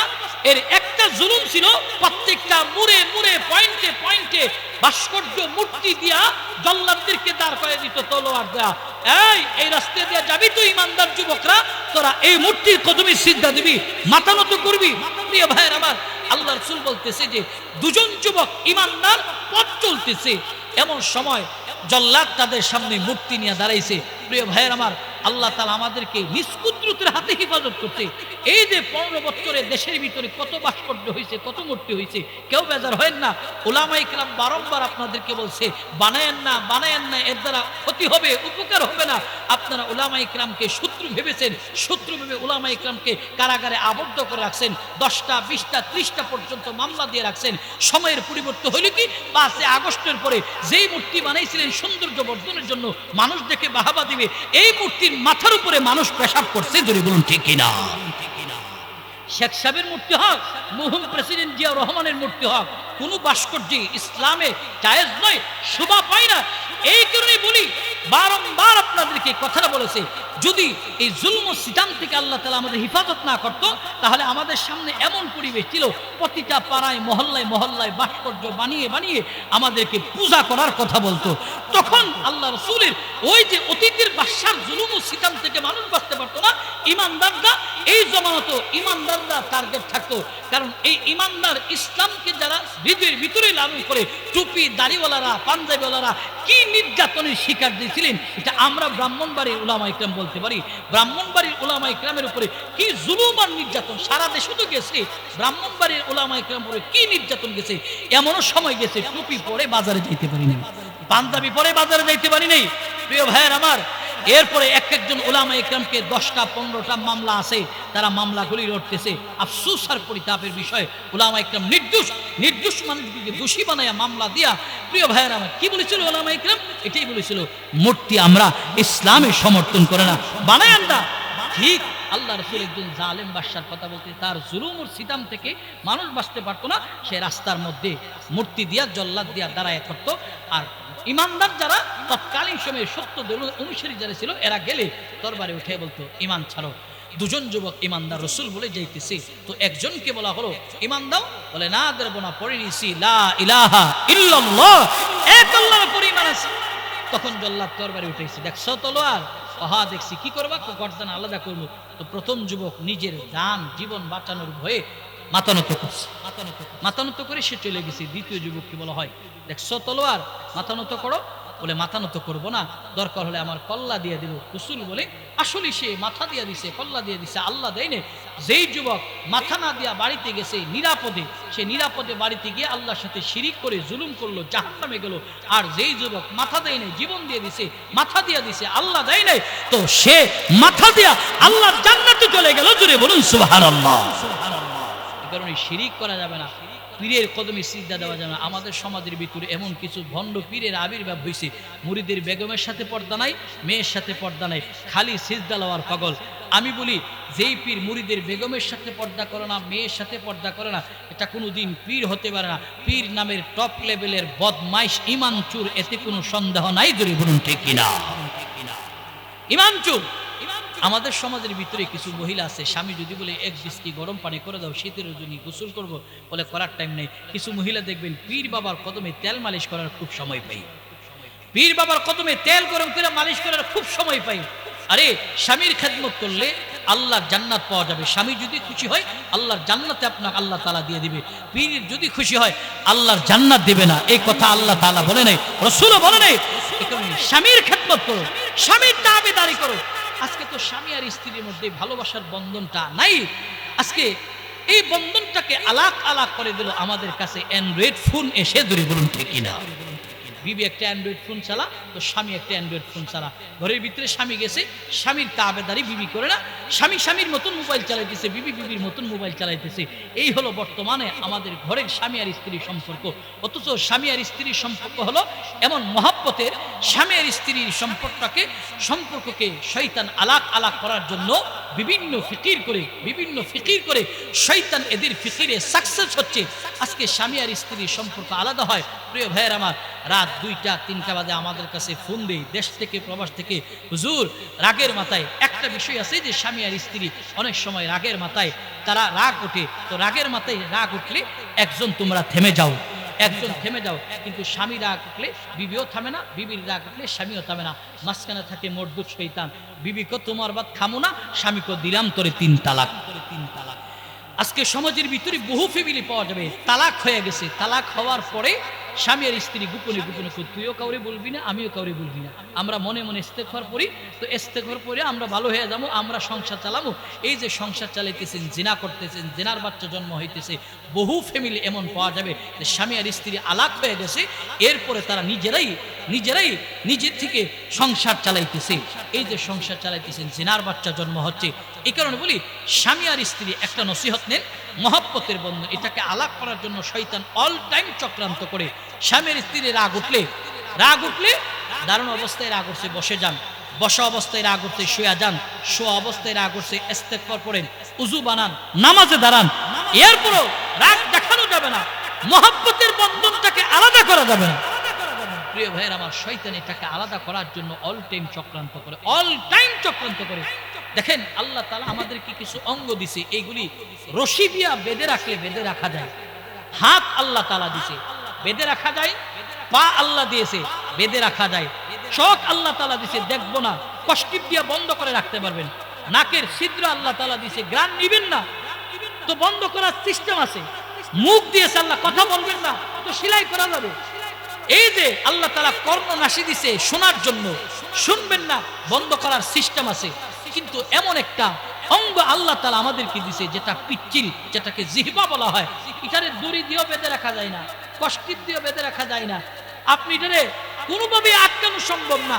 এই কারণে স্বামী আর স্ত্রী ঝগড়া লাগলে এই জিহ্বাটারে কন্ট্রোল করো। রাসূল বলেছে কন্ট্রোল করো। রাসূল বলে, দুটো জিনিসের দায়িত্ব, জিম্মাদারি যদি আমার উম্মত নিতে পারে, আমি এদেরকে জান্নাতে নেওয়ার দায়িত্ব নিলাম। জোরে বলুন সুবহানাল্লাহ। এক নম্বর রাসূল বলে, মাইয়াদমান লিমা বাইনা লিহইয়াইহি ওয়া মা বাইনা রিজলাই আজমাল্লাহুল জান্নাহ। রাসূল বলে, এক নম্বর, 2 ঠোঁটের মাঝখানে যে জিহ্বা আছে, এই জিহ্বার হেফাজত দায়িত্ব যদি জিম্মাদার নিতে পারে আমার উম্মত, 2 নম্বর হলো 2 রানের মধ্যস্থলে যে লজ্জাস্থান আছে, লজ্জাস্থানের জিম্মাদারি যদি আমার উম্মত নিতে পারে, আমি রাসূল এই উম্মতদেরকে জান্নাতে নেওয়ার গ্যারান্টি দিয়ে দিলাম। ধরে বলুন সুবহানাল্লাহ। প্রিয় ভাইরা আমার, এই যে জিবা স্বামীর স্ত্রীর মহব্বত যেন আলাক না হয়, যে কথাটা বলতেছিলাম, পীরের কদমে সিজদা দিয়া আমার ইমানকে নষ্ট করা যাবে না। এক আল্লাহর উপর ইমান আনলাম, ইমান দেওয়া যাবে না। আজকে তো আমাদের ইমান সলে বলে কৌশলে বিদুইনরা নিয়ে যাইতেছে। আপনারা তো মনে করতেছেন আপনারা খুব ইসলাম প্রিয়, ইসলাম নিয়ে বেঁচে আছেন। উত্তরবঙ্গে গেলে বলতে পারবেন যারা উত্তরবঙ্গের ইমান দেওয়া যাবে না, এক আল্লাহর উপর ইমান আনলাম, ইমানের উপরে অবিচল অটল থাকতে হবে, এটাই মুমিনের আলামত। জোরে বলুন ঠিক কিনা? প্রিয় ভাইরা আমার, আজকে তো আমাদের ইমান দুর্বল, কিন্তু আগের জমানার মহিলাদের ইমান কত সবল ছিল। ইমান, ফেরাউনের ঘরের ভিতরে একজন কাজের মেয়ে ছিলেন, নাম তার মা শ্বেতা। ফেরাউনের ঘরে থাকে, খায়, ঘুমায়। খেয়াল করেন, ফেরাউনের মেয়ের মাথার চুল আশ্রাইতেছে। একদিন এমন সময় তার হাত থেকে চিনুটা নিচে পড়ছে। নিচে পড়ার পর রব্বে কায়নাতের নাম নিয়ে চিনুটা নিচে থেকে উঠেছে। ফেরাউনের মেয়ে বলতেছে, এই মা শ্বেতা, তুমি আমাদের ঘরে থাকো, খাও, ঘুমাও, কিন্তু আমার বাবাকে তুমি রব মানো না? বলে, আমি তোমার বাবাকে রব মানি না। কাকে মানো? বলে, আমি মুসার আল্লাহকে আল্লাহ মানি, যে আল্লাহ আমাকে তোমাকে তামাম পৃথিবী বানাইছে, আমি সেই রবের ইবাদত করি। আমি তোমার মতন তোমার বাবার মতন খোদার ইবাদত করি না, তাকে আমি রব মানি না। বলে, তুমি কি জানো এই খবরটা আমি আমার আব্বাজির কাছে দিয়ে দিব? একজন মহিলা মানুষ, ইমানের কত পাওয়ার, ইমানের তেজিয়ান ছিলেন। বলে, ঠিক আছে, পৌঁছাইয়া দাও। পৌঁছাইয়া দেওয়ার পর ফেরাউনের মেজাজটা ডবল গরম হয়ে গেলেন, যে আমার ঘরে খায়, আমার ঘরে সবকিছু করে, সে আমাকে রব মানে না। সাংঘাতিক ব্যাপার। ডাকাটা হলেন, মা সাথে ডাকায় জিজ্ঞেস করলেন, তুমি আমাকে রব মানো না? বলে, না। কাকে মানো রব? মা শ্বেতা বললেন, আমি এমন রবের ইবাদত করি যে রব আসমান বানালো, জমিন বানালো, চন্দ্র সূর্য, লৌহ কলম বানালো, আপনাকে আমাকে বানালো। অতএব সেই মালিকের ইবাদত করি, আপনার মতন রবের ইবাদত করি না। এই কথা বলার পর ফেরাউনের মেজাজ গেল গরম হয়া। ফেরাউন বললে, মা শ্বেতা, তুমি জানো আমি তোমার ব্যাপারে কি অ্যাকশন নিতে পারি? ফেরাউনকে এবার মা শ্বেতা ডেকে বললেন, শোনো, তোমার সর্বোচ্চ অ্যাকশন হলো আমাকে মৃত্যুদণ্ড দেওয়া, আমাকে ফাঁসিতে ঝুলাইয়া দেওয়া, আমাকে মারো, কাটো, যা করো, এরপরও আমি এক আল্লাহর উপর থেকে ঈমান ছাড়বো না। এর নবীর উম্মতের দল। এই কথা মা শ্বেতা বলার পর ফেরাউনের মেজাজ বড় গরম হয়ে গেল। মন্ত্রী পরিষদ ডাকালো। মন্ত্রী পরিষদ ডাকাইয়া বললেন, দেখো, মা শ্বেতা আমার ঘরে খায়, ঘুমায়, কিন্তু আমাকে রব মানে না, কি করা যায়? সবাই মিলে পরামর্শ করলো। তাকায়া বলেন, মা শ্বেতার সবচেয়ে দুর্বল জায়গা যেটা আছে, ওই জায়গায় আঘাত করতে হবে। তালাশ করে করে করে করে তারা বের করেছে মা শ্বেতার দুর্বল জায়গা হলো, মা শ্বেতার দুইটা বাচ্চা আছে। একটার বয়স হলো 5 থেকে 6 বছর, আর একটার বয়স হলো 2 থেকে 2.5 মাস কিংবা 3 মাস, দুগ্ধপোষ্য শিশু। দুইটা বাচ্চার প্রতি মা শ্বেতা অতিও দুর্বল। ফেরাউন বললেন, এই দুইটা বাচ্চার উপর অত্যাচার স্টিম রোলার চালু করো। এর নবীর উম্মতের দল, যুবক মুরব্বী, পর্দার অন্তরাম্মা জানেনা, ইমানের কত পাওয়ার তাদের ছিল। ফেরাউন এবার আদেশ দিয়া বললেন, যাও লাকড়ি সংগ্রহ করো, লাকড়িটা সংগ্রহ করে তার মধ্যে আগুন ধরাইয়া দাও, তার উপরে ডেকচি বসাইয়া দাও, ডেকচিতে তৈল ঢালো, তৈল গরম করো। আদেশ কার্যকর হয়ে গেল, তৈল গরম হয়ে গেল। আদেশ দিয়া এবার মা শ্বেতাকে ডাকানো হলো। 2 জন সেনা প্রধান গিয়া মা শ্বেতা, 2টা বাচ্চা সহ মা শ্বেতারা ধরে গরম তেলে ডেকচির কাছে হাজির করলো। এর নবীর উম্মতের দল, খেয়াল করেন ইমানের কত পাওয়ার, ইমানের কত তাজাল্লি ছিলেন মহিলা মানুষ। মা শ্বেতারা হাজির করার পর ফেরাউন এবার ডেকে বললেন, এর মা শ্বেতার সময় আছে, এখনো ঈমান ছেড়ে দাও। মা শ্বেতা বলেন, পরে নিয়েছি লা ইলাহা ইল্লাল্লাহ, লা খালিকা ইল্লাল্লাহ, লা মালিকা ইল্লাল্লাহ। এর ফেরাউন শোনো, আমি ঈমান দেব না, ইসলাম ছাড়তে পারবো না, ঈমান দেব না। এই কথা বলা মাত্র মা শ্বেতার 5 বছরের যে বাচ্চা আছে, বাচ্চাটাকে 2 জন কর্মী ধরে দুলনাটা যেভাবে দুলানো হয় এইভাবে দুলাইয়া গরম তৈলির ডেকচিতে নিক্ষেপ করে দিল। গরম তৈলির ডেকচিতে নিক্ষেপ করার পর সঙ্গে সঙ্গে গোস্তগুলি পরে কাবাব হয়ে গেল, হাড্ডিগুলি পরে ছাই হয়ে গেল। এই দৃশ্য দেখে দেখে দেখে দেখে কান্না করতেছে। এরপরও ঈমান দেয় নাই, ইসলাম ছাড়ে নাই, সত্য ধর্ম ত্যাগ করে নাই। মা শ্বেতা দাঁড়ায়া এই দৃশ্য দেখে এরপরে ফেরাউন তাকায়া বলতেছে, এরে মা শ্বেতা, এখনো সময় আছে, ঈমান ছেড়ে দাও, আর না হয় তোমাকে একে একে নিঃস্ব করে দেওয়া হবে। তোমার যে কুলের দুধের বাচ্চা আছে, এটা তোমার আগুনে নিক্ষিপ্ত করা হবে, এই গরম তৈরি নিক্ষিপ্ত করা হবে। বলে, সব কেড়ে নিয়ে নাও, আমাকে তুমি মৃত্যুদণ্ড দিয়ে দাও। এরপর এক আল্লাহর উপর থেকে ঈমান দেওয়া যাবে না, ঈমান দেওয়া যাবে না, ঈমান দেওয়া যাবে না। এরই নবীর উম্মতের দোষ। মাসে তার কুল থেকে আবার ফেরাউন 2 মাসের দুধের 2.5 মাসের বাচ্চাটারে নিয়ে গেল। বাচ্চাটারে নিয়া মুষ্টিটা ধইরা এইভাবে গরম তৈরি ডেক্সির উপরে ধরলেন, ধরে বলতেছি ইমান ছেড়ে দা, বলে না ছাড়বো না। সঙ্গে সঙ্গে তার হাতের বাঁধনটা ছেড়ে দিয়েছে, দেওয়া মাত্র গরম তৈরি ছোট্ট বাচ্চাটা পইরা চিৎকার দিয়েছে। চিৎকার আওয়াজ শুই না মাসে তার কলিজা আর্তনাদ ভেঙ্গে কান্না, চোখের পানি কাউরে দেখাইতে পারে না, ঝরঝর করে চোখের পানি পড়তেছে। আল্লাহর আসমানের দিকে তাকায় একটা ডাক দিয়েছে, ও জাহানের মালিক আল্লাহ, আমার 2টা বাচ্চারে ফেরাউন আগুনের গরম তৈরি নিক্ষিপ্ত করলেন, ইমান দেয় নাই, ইসলাম ছাড়ে নাই, আল্লাহ এর বদলতে তুমি আমাকে কি উপহার দিবা? আল্লাহর কুদরত বোঝা যায় না। ফেরাউন যে 2 বাচ্চাকে গরম তৈরি ডেক্সিতে নিক্ষেপ করলেন, আল্লাহ পাক রব্বুল আলামিন 5 বছরের বাচ্চার জবানটা গরম তৈরি ডেক্সি থেকে খুলে দিয়েছে। গরম তৈরি ডেক্সি থেকে ডেকে ডেকে ডেকে ডেকে বলতেছে, আম্মা জান, আপনি ইমানদার নাই, ইসলাম ছাড়েন নাই, সত্য ধর্মের উপরে অবিচল অটল রয়েছেন। যদিও দেখেন নিষ্ঠুর ফেরাউন আমাদেরকে গরম তৈলি নিক্ষেপ করেছে, কিন্তু আল্লাহ এই গরম তৈলটাকে আমাদের 2 ভাইয়ের জন্য জান্নাতের বাগান বানায়া দিছে। অতএব আপনিও দেরি করবেন না, এই গরম তৈলে লাফায়া পড়ুন। এরপরও বেঈমানের সামনে ইমান দেওয়া যাবে না। জোরে বলুন সুবহানাল্লাহ। এক বর্ণনায় আসছে, আল্লাহ রাসূল যখন মেরাজের রজনীতে জান্নাত জাহান্নাম ঊর্ধ্বলোক ভ্রমণে যাচ্ছিলেন, এমন সময় জিবরাইলকে নিয়ে আল্লাহ রাসূল এক জায়গায় ল্যান্ডিং করলেন। বুরাক ল্যান্ডিং করার পর আল্লাহ রাসূল সুঘ্রাণ পাইতেছিলেন, নাকের মধ্যে সুঘ্রাণ আসতেছিল। তো আল্লাহ রাসূল জিবরাইলকে বলে, জিবরাইল, এই যে সুঘ্রাণ আমার নাকের মধ্যে আসতেছে, এই ঘ্রাণটা কোথা থেকে আসতেছে তুমি কি জানো? বলে, ইয়া রাসূলুল্লাহ, এই সুঘ্রাণটা ওই ব্যক্তির কবর থেকে আসতেছে। বলে, কে সে? বলে, ফেরাউনের জমানায় একজন ফেরাউনের ঘরে কাজের মেয়ে ছিল, যার নাম হলো মাশাতা, তার 2টা বাচ্চা সহ সে আগুনে গরম তৈরি নিক্ষিপ্ত হয়েছিল, ইমান দেয় নাই, তৎকালীন সময়ে সত্য ধর্ম ছাড়ে নাই। ওই মাশাতার কবর থেকে এই জান্নাতি সুঘ্রাণ আপনার নাকে আসতেছে। জোরে বলুন সুবহানাল্লাহ। দামি হয়ে গেছে, ইমান না দিয়া দামি হয়ে গেছে। যুবক, মুরব্বী বাপ, মাইকের আওয়াজ যে মা বোনেরা শুনতেছেন, ইমান বড় দামি দৌলত। আপনার কাছে কোটি টাকা আছে, ইমান নাই, 4 আনার মূল্য আল্লাহর কাছে আপনার নাই। কিন্তু টাকা নাই, পয়সা নাই, ইমান আছে, ইমান বড় দামি দৌলত। আল্লাহ তাআলার কাছে আপনি দামি। এই হযরত লুকমান আলাইহিস সালাতু ওয়াসসালাম সন্তানদেরকে এই আল্লাহর সঙ্গে সম্পর্ক করে দেওয়ার জন্য এই শিরকের বয়ানটাই দিতেছে যে, বাপ শোনো, আল্লাহর সঙ্গে কাউকে শরীক করা যাবে না। শিরিক জুলুম, মস্ত বড় জুলুম, এই জুলুম করা যাবে না। প্রিয় ভাইয়েরা আমার, বাপ হয়ে সন্তানদের দামি একটা নসিহত করতেছে। বর্তমান সময়ে বাবা সন্তানদের কাছে বসায় এমন নসিহত করে না।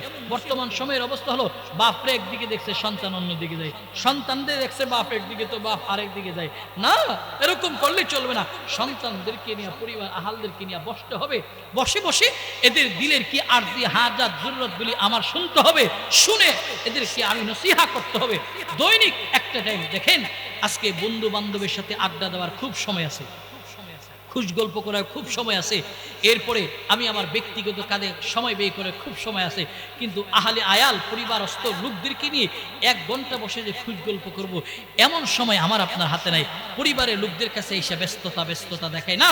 অন্তত দৈনিক 1 ঘন্টা পরিবারের লোকদেরকে নিয়ে আপনি তালিমের ব্যবস্থা করেন। বিভিন্ন দ্বীনি বইগুলি আপনি তালিম করেন, নিজেও পড়ে, এদেরকে পড়ায় শোনান, যেন এরা একটা কাঠামোতে থাকে।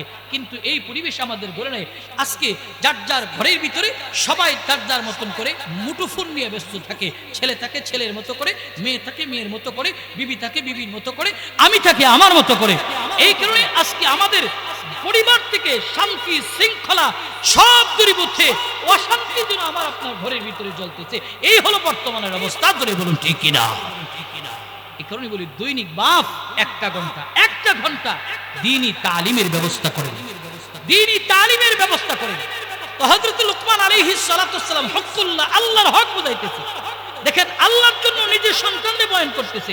এখানে হযরত লুকমানের নিজস্ব কোনো স্বার্থ নেই, না স্বার্থ আছে? কোনো স্বার্থ নাই, আল্লাহর জন্য বয়ান করতেছে। বাপ শোনো, শিরিক করবে না। এই নসিহতটা আল্লাহ তাআলার কাছে পছন্দ হয়েছে। আল্লাহ তাআলা এই নসিহতটাকে পুঁজি করে কোরআনুল কারীমের ভিতরে ঢুকায়া এই সূরাটার নামকরণ করলেন সূরাতুল লুকমান। জোরে বলুন সুবহানাল্লাহ। আনেওয়ালা সকল মানুষের জন্য সবক, এই যে 13 নম্বর আয়াতের ভিতরে বাপ তার সন্তানদের নসিহত করছে, তো বাবার এই নসিহতটা পছন্দ হয়েছে। আল্লাহ পাক এবার তার হক পরিপূর্ণভাবে যে সন্তানদের বুঝাইছে, আল্লাহ তাআলা সন্তানদের মা বাবার পাশে দাঁড়ায়া সন্তানদেরকে একটা দামি নসিহত করতেছে। এই সন্তান শোনো, মা বাবা তোমাকে কষ্টের পর কষ্ট করে মা তোমাকে লালন পালন করছে, 10 মাস 10 দিন গর্ভে নিছে, 2 বছর দুধ পান করাইছে। সাবধান, মা বাবার সঙ্গে ভালো আচরণ করো, খারাপ আচরণ করা যাবে না। আজকের পৃথিবীতে, আজকে আমাদের দেশে সবচেয়ে বেশি অবহেলিত অপদস্থ হলো মা আর বাবা। প্রিয় ভাইয়ের আমার, অনেক জায়গায় গেলে আমাদেরকে বলে, হুজুর একটু মা বাবার খেদমতের কথাটা আলোচনাতে বলবেন। দেখেন কেন এই কথাটা বলতে হবে। আজকে আমরা মা বাবাকে শেষ বয়সে বৃদ্ধাশ্রমে রাখি, খেদমত করি না, দূর দূর করি, অথচ মা বাবা আমাদেরকে কষ্টের পর কষ্ট করে লালন পালন করেছে। এরা হলো পৃথিবীর দামি নিয়ামত, পৃথিবীর দামি নিয়ামত।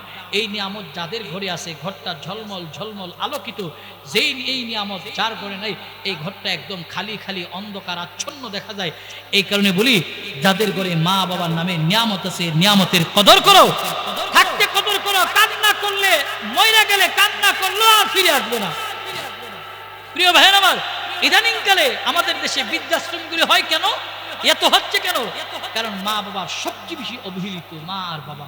এই কারণে বলি, আল্লাহ রাসূল বলেন মা বাবার খেদমত করো, মা বাবার খেদমত করো, মা বাবার খেদমত করো, এদের সঙ্গে খারাপ আচরণ করা যাবে না।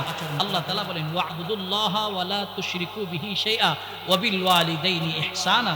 আল্লাহ তাআলা বলেন আমার ইবাদত করো, আমি আল্লাহর সাথে কাউকে শরীক করব না। আয়াতের শেষ অংশে আল্লাহ তাআলা বলেন ওয়া বিল ওয়ালিদাইনি ইহসানা, মা বাবার সাথে ইহসান সম্পূর্ণ ব্যবহার করো। কিন্তু আজকে আমাদের মা বাবার সাথে ইহসান নাই। ইহসানের বহু ব্যাখ্যা মুফাসসিরগণ করেছে। ইহসানের একটা ব্যাখ্যা হলো, মা বাবা 500 টাকা চাইছে, 1000 টাকা দাও, 1000 টাকা চাইছে, 2000 টাকা দাও, 5000 টাকা চাইছে, 10,000 টাকা দাও। কিন্তু আজকে আমরা এই ইহসানটুকু মা বাবার সঙ্গে করতে পারি না। এই কারণে আল্লাহ রাসূল বলেন মা বাবার খেদমত করো। এই যে হযরত লুকমান আলাইহিস সালাতু ওয়াস সালামের নসিহতটা আল্লাহ তাআলার কাছে প্রিয় করেন, এই নসিহতের পুঁজি করে আল্লাহ তাআলা সন্তানকে বলেন, এরই সন্তানের দল, মা বাবার সঙ্গে ভালো আচরণ করো। কারণ মা তোমাকে 10 মাস 10 দিন গর্ভে ধারণ করলো, 2 বছর দুধ পান করালো। বাবা তোমাকে কষ্ট করে করে করে করে কুলিপিটি করে তোমাকে মানুষ বানালো। বাবার সঙ্গে ভালো আচরণ করো। কিন্তু আমাদের অবস্থা হলো, মা বাবার সাথে আমরা খারাপ আচরণ করি, ভালো আচরণ করি না। যুবকরে শোনো, মা বাবা হলো দুনিয়ার দামি নিয়ামত, দামি নিয়ামত। মা বাবার মনে আঘাত দেওয়া যাবে না, কষ্ট দেওয়া যাবে না, আঘাত দেওয়া যাবে না। কারণ মা বাবার দিলটা হলো কাদা মাটি। এরই নবীর উম্মতের দল, যুবক মুরব্বী, পর্দার অন্তরাম্মা যারা, মা বাবার দিলটা কাদা মাটি জানো। কাদা মাটিতে যে এরকম করে হাতে পাথর নিয়ে ঢিল মারলে দিলটাকে তৎক্ষণাৎ কয়েকজন মানুষ গিয়া তালাশ করে পাওয়া যায় না। ঠিক মা বাবার দিলটা হলো কাদামাটি। মা বাবার অন্তরে যদি আঘাত দাও, কষ্ট দাও, মা বাবা যদি যাই নামাজ বিছায়া আহ শব্দ ব্যবহার করে দেয়, তো তোমার জিন্দেগি ধ্বংস হয়ে যাবে। ব্যবসায়ী ভাই তুমি ব্যবসা করো, ব্যবসায়ী যদি সফলতা চাও মা বাবার দোয়া লও। চাকরিজীবী ভাই চাকরি করো, চাকরির মধ্যে যদি তুমি বারাকা চাও মা বাবার দোয়া লও। এর কৃষক ভাই তুমি কৃষিকাজ করো, এই জমিতে যদি বারাকা পাইতে চাও মা বাবার দোয়া লও। এক কথায় সব কাজে যদি সফলতা চাও মা বাবার দোয়া লও, মা বাবার দোয়া লও। কিন্তু আমাদের অবস্থা হলো, মা বাবাকে আমরা ঘৃণা করি, মা বাবাকে দূরে সরাইয়া দেই। নিজে আরামায়েশে থাকি, নিজে ভালো জায়গায় থাকি, ভালো খাই, কিন্তু মা বাবাকে ভালো খাবার দেই না। একটা বার মন্ডে বুঝাও, হ্যাঁ মন, আজকে মা বাবা অসুস্থ হয়ে গেলে মা বাবারে আমরা অনেক সন্তানরা দেখতেও যাই না। কিন্তু মা বাবা আমাকে কষ্টের পর কষ্ট করে লালন পালন করলো। মা বাবা কোনোদিন আমাদেরকে আলাপ করে নাই। আজকে আমরা শেষ বয়সে মা বাবার সাথে এমন একটা জুলুম আর নির্যাতন করি। খেয়াল করে নাও, শেষ বয়সে আমরা মা বাবাকে ভাগাভাগি করি। 5 ভাই থাকলে 5 ভাইয়ের করে মা বাবার খানা বন্টন করে ফেলি। বড় ভাইকে বলি, বড় ভাই তুমি খাওয়াইবে 1 মাস। ছোট ভাইকে বলি তুমি খাওয়াইবে 1 মাস। মেজো ভাইকে বলি তুমি খাওয়াইবে 1 মাস। ছোট ভাইরে বলি তুই খাওয়াইবে 1 মাস। এরই আমার যুবক মুরব্বী, পর্দার অন্তরাম্মা যারা খেয়াল করেন, অথচ আমরা আজকে মা বাবার শেষ বয়সে ভাগাভাগি করি, ধাক্কাধাক্কি করি, নিয়া খাওয়ান নিয়ে ধাক্কাধাক্কি করি।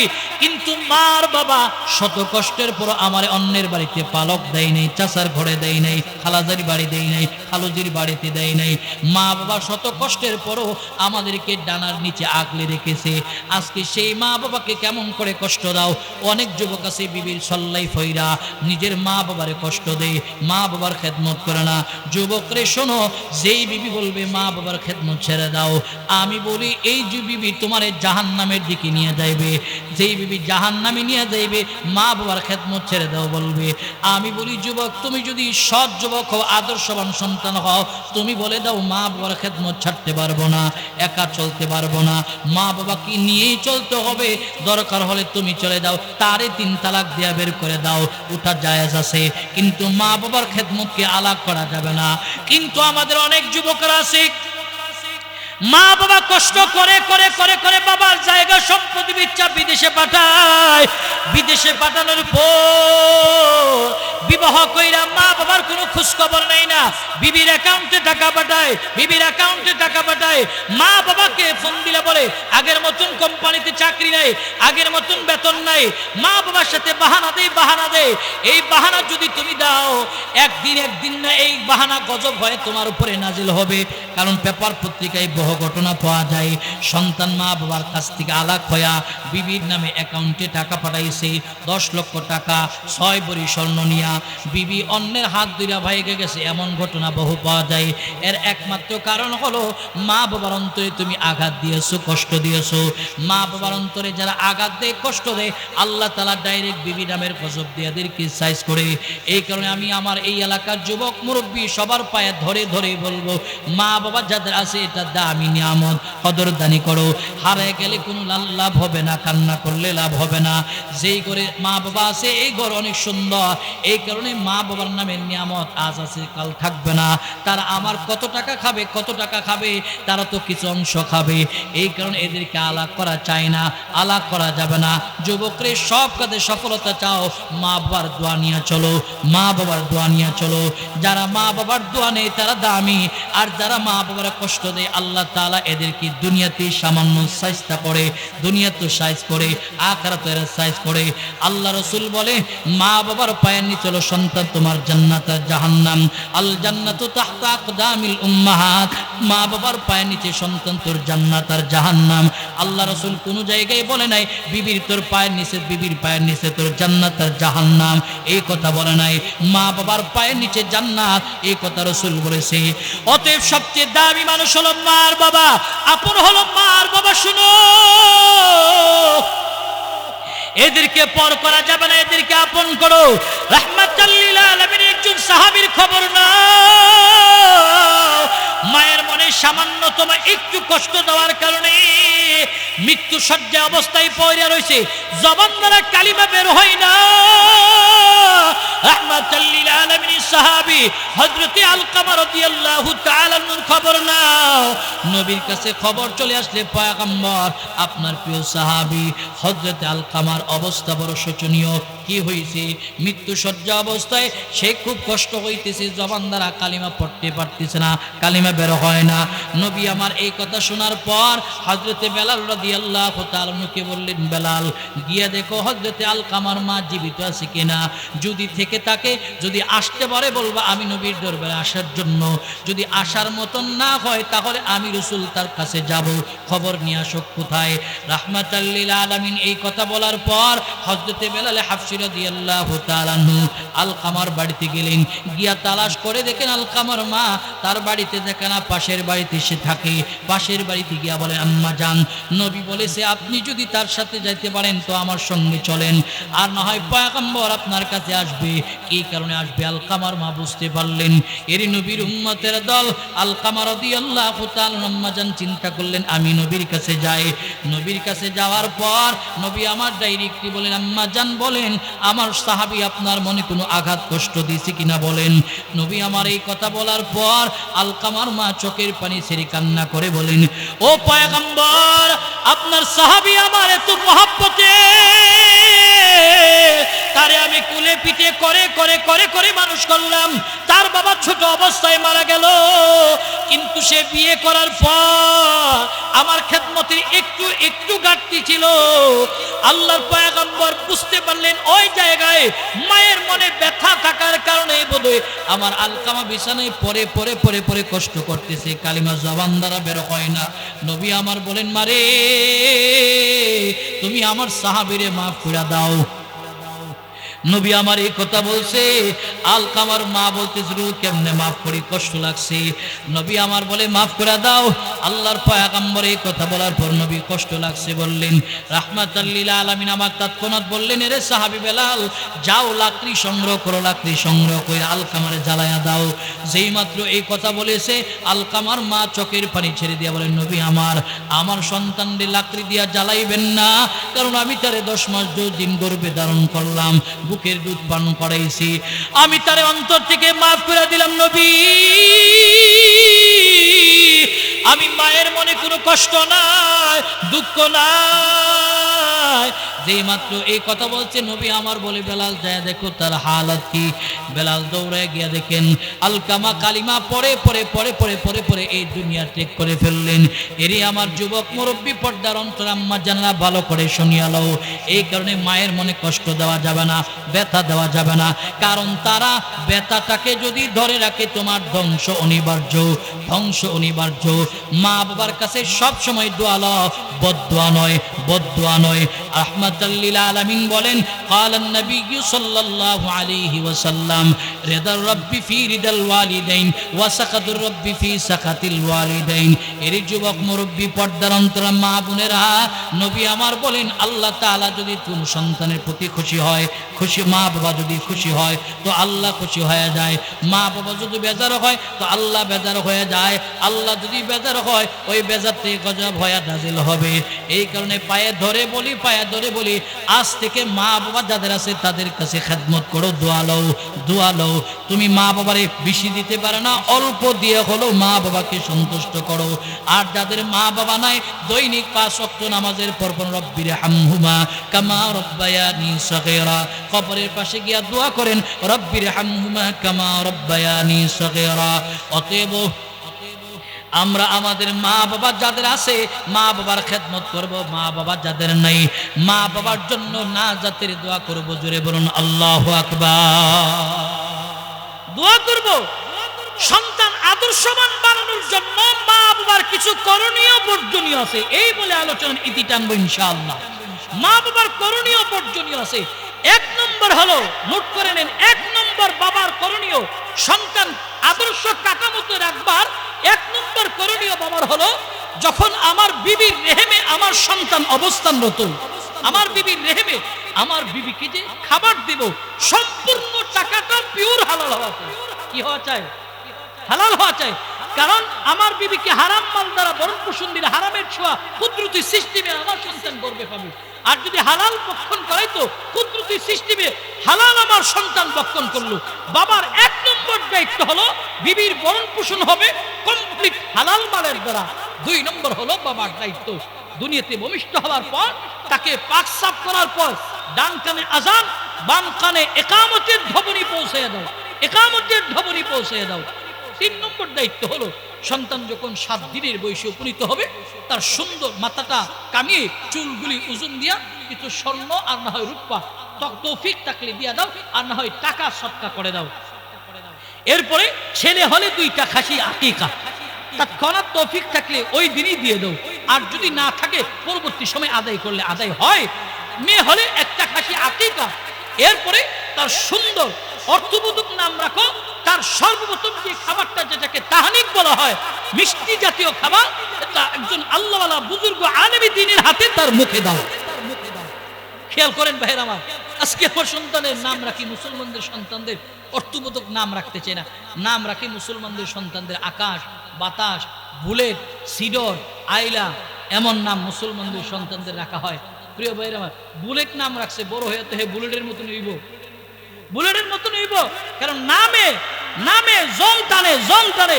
কিয়ামতের ময়দানে আল্লাহ তাআলা ইয়া মারইয়াম, মানে ঈসা আলাইহিস সালাতু সালামের মা মরিয়মরে ডাকবে, কিয়ামতের ময়দানে সমস্ত মরিয়ম উঠবে। আল্লাহ তাআলা জিজ্ঞেস করবে তোমরা উঠছো কেন? আল্লাহ আপনি তো আমাদেরকে ইয়া মরিয়ম বলে ডাক দিয়েছেন, তো ইয়া মরিয়ম বলে ডাক দিয়েছি তো ঈসা আলাইহিস সালাতু সালামের মারে ডাক দিয়েছি, তোমরা উঠছো কেন? বলে আল্লাহ উঠছি যেহেতু আমাদেরকে মরিয়মের সাথে তুমি জান্নাত দিয়া দাও। জোরে বলুন সুবহানাল্লাহ। নামে পার হয়ে যায় মিয়া। এই কারণে অর্থবোধক নাম রাখো। আজকে যখন আমাদের কাছে নাম রাখতে আসে, যদি বলে নাম রাখো আবু বকর সিদ্দিক, ওমর, ওসমান, আলী, হুজাইবা, ওমর ইবনুল খাত্তাব, এরপরে খালিদ বিন ওয়ালিদ, হুজুর এইগুলি কমন নাম, আনকমন লাগবে। আনকমন আনকমন বুলেট, সিডর, আইলা, আকাশ, বাতাস, সাগর। মজার একটা ঘটনা বলি। থানা বনে এক লোক, তার সন্তান জন্ম হয়েছে। সন্তান জন্ম হয়েছে, নাম রাখছে মোহাম্মদ সাগর। সাগর নাম রেখা ইমাম সাহেবরে 7 দিনের দিনে দাওয়াত করছে। তো ইমাম সাহেব তার বাড়িতে আসতে খাবার দাবার খাইলেন। খাবার দাবার খাওয়ার পর বললেন, ভাইজান কি উদ্দেশ্যে দাওয়াত দিলেন? আমার নবজাতক শিশু আগমন হয়েছে, তার জন্য একটু দোয়ার ব্যবস্থা। বলে আপনার সন্তানের নাম রাখছেন কি? মোহাম্মদ সাগর। যেই মাত্র মোহাম্মদ সাগর উঠেছে, ইমাম সাহেব দোয়া ফালাইয়া দৌড় আরম্ভ করছে। ইমাম সাহেব দৌড়ায়, মুসল্লিও দৌড়ায়। ইমাম সাহেব দৌড়ায় একেবারে তার হুজরা খানার ভিতরে গেছে। মুসল্লি গেছে, হুজুর কাজটা কি করলেন? মাসে একবার খাবার দেই, বেতন দেই, আপনি আমার বাড়ি থেকে দোয়া না করে দৌড়ায় এসে বললেন। বলে আমার দৌড়ায় এসে পড়ছি, কারণ আছে। বলে কি কারণ? মোহাম্মদ সাগরের নামে কোনো দোয়া টোয়া নেই। বলে আমার সাগর তো কেবলমাত্র নবজাতক শিশু, কেন আপনি তার নাম শুনে দৌড়ে আসছে? ও এই সাগরে 3 বার আমার বাড়ি ভাঙছে, এই সাগরে 3 বার আমার বাড়ি ভাঙছে, এই কারণে দোয়া নাই। প্রিয় ভাইয়ের আমার, আমরা মুসলমানরা এমন নাম রাখি, অর্থবোধক নাম রাখেন। এরপরে সন্তান যখন কথা বলতে শিখবে, তাকে সত্যের শিক্ষা দাও। সত্য কথা বলো, সত্যের শিক্ষা দাও। কিন্তু লম্বা কথা, আমরা মিথ্যা শেখাই। মিথ্যা কি? আমরা সন্তান কান্না করতেছে, আমার সঙ্গে বাজারে যাবে, তখন তারে ঘরে রেখে যায়, বাবা বাজারে ভাল্লুক আছে, বাঘ আছে, বানর আছে, কুকুর আছে, শিয়াল আছে। এই যে মিথ্যা কথাগুলি বলি, তাকে আমি একটা মিথ্যার উপরে ফাউন্ডেশন দিচ্ছি। এরপরে অনেক সময় বাচ্চারা ঘুমায় না, তখন বলি ভাগ আসবে, ভাল্লুক আসবে, এটা আসবে, সেটা আসবে, এটাও মিথ্যা। একটা হাদিস আপনাদেরকে বলি। আব্দুল্লাহ ইবনে আমির, রাসূলের একজন কাছের সাহাবী, হযরত আব্দুল্লাহ ইবনে আমির বলেন, আমি ছোট ছিলাম, মসজিদে নববীর এরিয়াতে আমি খেলা করতেছি। এমন সময় আমার মা আমাকে হাত মুষ্টিবদ্ধ করে ডাকতেছে, এই আমির তুমি আমার কাছে আসো, তোমাকে মজাক দেওয়া হবে। তো এই দৃশ্যটা আবার আল্লাহ রাসূল দেখছে। আল্লাহ রাসূল দেখে আব্দুল্লাহ ইবনে আমিরের মাকে বলছে, এই আব্দুল্লাহ ইবনে আমিরের মা, তোমার হাতে কি আসলেই কিছু আছে নাকি এমনি ফান করতেছো তাকে কাছে আনার জন্য? আব্দুল্লাহ ইবনে আমিরের মা বের করে বলে, ইয়া রাসূলুল্লাহ, আমার হাতে আসলে একটা আজওয়া খেজুর আছে, আমিরকে দেওয়ার জন্য আনছি। তো রাসূল বললেন, তোমার হাতে যদি খেজুর না থাকতো, তাহলে একটা মিথ্যার শিক্ষা তোমার আমির তোমার কাছ থেকে পাইতো, এই মিথ্যাটা শিক্ষা তুমি তাকে দিতা। খেয়াল করেন আমরা কত মিথ্যা কথা সন্তানদের শিক্ষা দিই। মুষ্টিবদ্ধ করে, বাবা মজা আছে, আসো, আয়সা দেখে খালি, মজা নাই, মিথ্যা। এটাও করা যাবে না বাচ্চাদের সাথে, মিথ্যার শিক্ষাটা দেওয়া যাবে না বাচ্চাদেরকে। আমরা এই শিক্ষা দিচ্ছি, সত্যের শিক্ষা আজকে বাচ্চাদেরকে দিতে পারি না। প্রিয় ভাইয়ের আমার, মা বাবার দায়িত্ব হলো আদর্শ সন্তান বানাতে, সন্তানদের সত্যের শিক্ষা দেন মিয়া, সত্যের উপরে ফাউন্ডেশন গঠন করেন, তাহলে সন্তানগুলি আদর্শবান হবে। কিন্তু আমরা এমন কিছু কাঁচা কাঁচা মিথ্যা শিখে ঘরের ভিতরে থেকে আমরা সন্তানদের বলি, একজন ডাকতে আসলে আমাদেরকে বল, বাবাই বলছে বাবাই ঘরে নাই, বাবাই বলছে বাবাই ঘরে নাই, এমন মিথ্যা শিখিয়ে দিই। প্রিয় ভাইয়ের আমার, আফসোস আর পরিতাপের বিষয়, সত্যবাদী মানুষ যদি হয়, সত্যের কাঠামোর যুবক হয়, বালক হয়, সত্যবাদী বালকের ছোঁয়া পেয়ে খারাপ মানুষগুলি ভালো হয়ে দেয়। আব্দুল কাদের জিলানী রহমাতুল্লাহ আলাইহি, উনার মা উনারে যখন বাগদাদে পড়াশোনা করার জন্য পাঠাইতে যাবেন, উনার মা উনারে পাঞ্জাবের ভাজের ভিতরে 40টা স্বর্ণের কয়েন সেলাই করে দিয়ে দিছে, আর নসিহত করে দিছে, বাপ যাইতেছো সত্যের উপরে থাকবা, কোনোদিন মিথ্যা বলবা না, কাউকে ধোঁকা দিবা না, কারণ ধোঁকা দেয় যারা, তারা রসুলের উম্মতের অন্তর্ভুক্ত। রসুল বলেন, মান গাশশা ফালাইসা মিন্না, যে আমার উম্মতকে ধোঁকা দেয় সে আমার উম্মতের অন্তর্ভুক্ত নয়। তো আব্দুল কাদের জিলানী রহমাতুল্লাহ আলাইহির মা তারা এই নসিহত করছে। তো বাগদাদে কাফেলা যাবে, কাফেলার সঙ্গে পথ চলতেছে, এমন সময় কাফেলা কিছু দূর যাবার পর ডাকাত দলের হামলা দিছে, সবার মাল সামানা নিয়ে গেছে। তো বালক আব্দুল কাদের জিলানীর কাছে গিয়া বলে, সম্পদ আছে, টাকা আছে? বলে আছে। তো ডাকাত দলের কর্মীরা সারা শরীর সার্চ করতেছে, সার্চ করে কোথাও পাইলেন না। বলে, তুমি আমাকে আমাদের সঙ্গে মিথ্যা কথা বললা কেন? বলে, মিথ্যা কথা বলা এটা আমার আদর্শ নয়, কারণ আমার মা বলেছে সত্য কথা বলার জন্য, আসলে আমার কাছে টাকা আছে। আল্লাহু আকবার বলেন। কোথায়? পাঞ্জাবির বাস সেলাই খুইলে একটা একটা করে স্বর্ণের কয়েনগুলি বের করে দিতেছে। ডাকাত দলের কর্মীরা আশ্চর্য হয়ে গেছে যে সত্য কথা বলছে, মাল সে নিজে বের করে দিচ্ছে, আজীব ঘটনা। তখন জিজ্ঞেস করলেন, তোমাকে সত্যের উপরে তৈরি করেছে কে, সত্য কথা বলার জন্য বলেছে কে? বলে, আমার মা আমাকে আদর্শের শিক্ষাটা দিয়েছে। এই কথা শুই না ডাকাত দলের কর্মীরা ধৈরা তারে আব্দুল কাদের জিলানির বালক আব্দুল কাদের জিলানি রহমতুল্লাহ আলাইহির ধৈরা করে ডাকাত দলের সর্দার যিনি লিডার তার কাছে নিয়ে গেছে।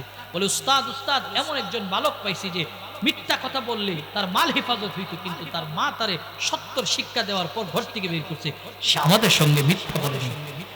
আব্দুল কাদের জিলানী জিজ্ঞেস করে, মিথ্যা বলো না কেন? মা বলছে মিথ্যা না করার জন্য, সত্যের উপরে থাকার জন্য। ডাকাত দলের যিনি সর্দার সে চিন্তা করে, দেখছো ছোট্ট একটা মানুষ, তার মায়ের কথার কত ভক্তি শ্রদ্ধা তার হৃদয়ের ভিতরে আছে। অতএব আমার মালিক আমারে বানাইছে, বানানোর উপর কত আদেশ নিষেধ করছে, কিন্তু মালিকের আদেশ নিষেধ না মাই না আমি অন্যের জাল মানের ক্ষতি করি, ডাকাতি করি। আজ থেকে তওবা করলাম। সত্যের কাটামতে রেখে জানতো এলাকার সব মানুষ বলে, হের বাপটাও ছিল সৎ, সেও সৎ, আর যদি আপনিও হয় 420, আপনার সন্তানও 420, তো আপনার শিকড় তুলে কথা বলবে মানুষ। এই কারণে এমন একটা কাঠামোতে সন্তানদেরকে রেখে যান।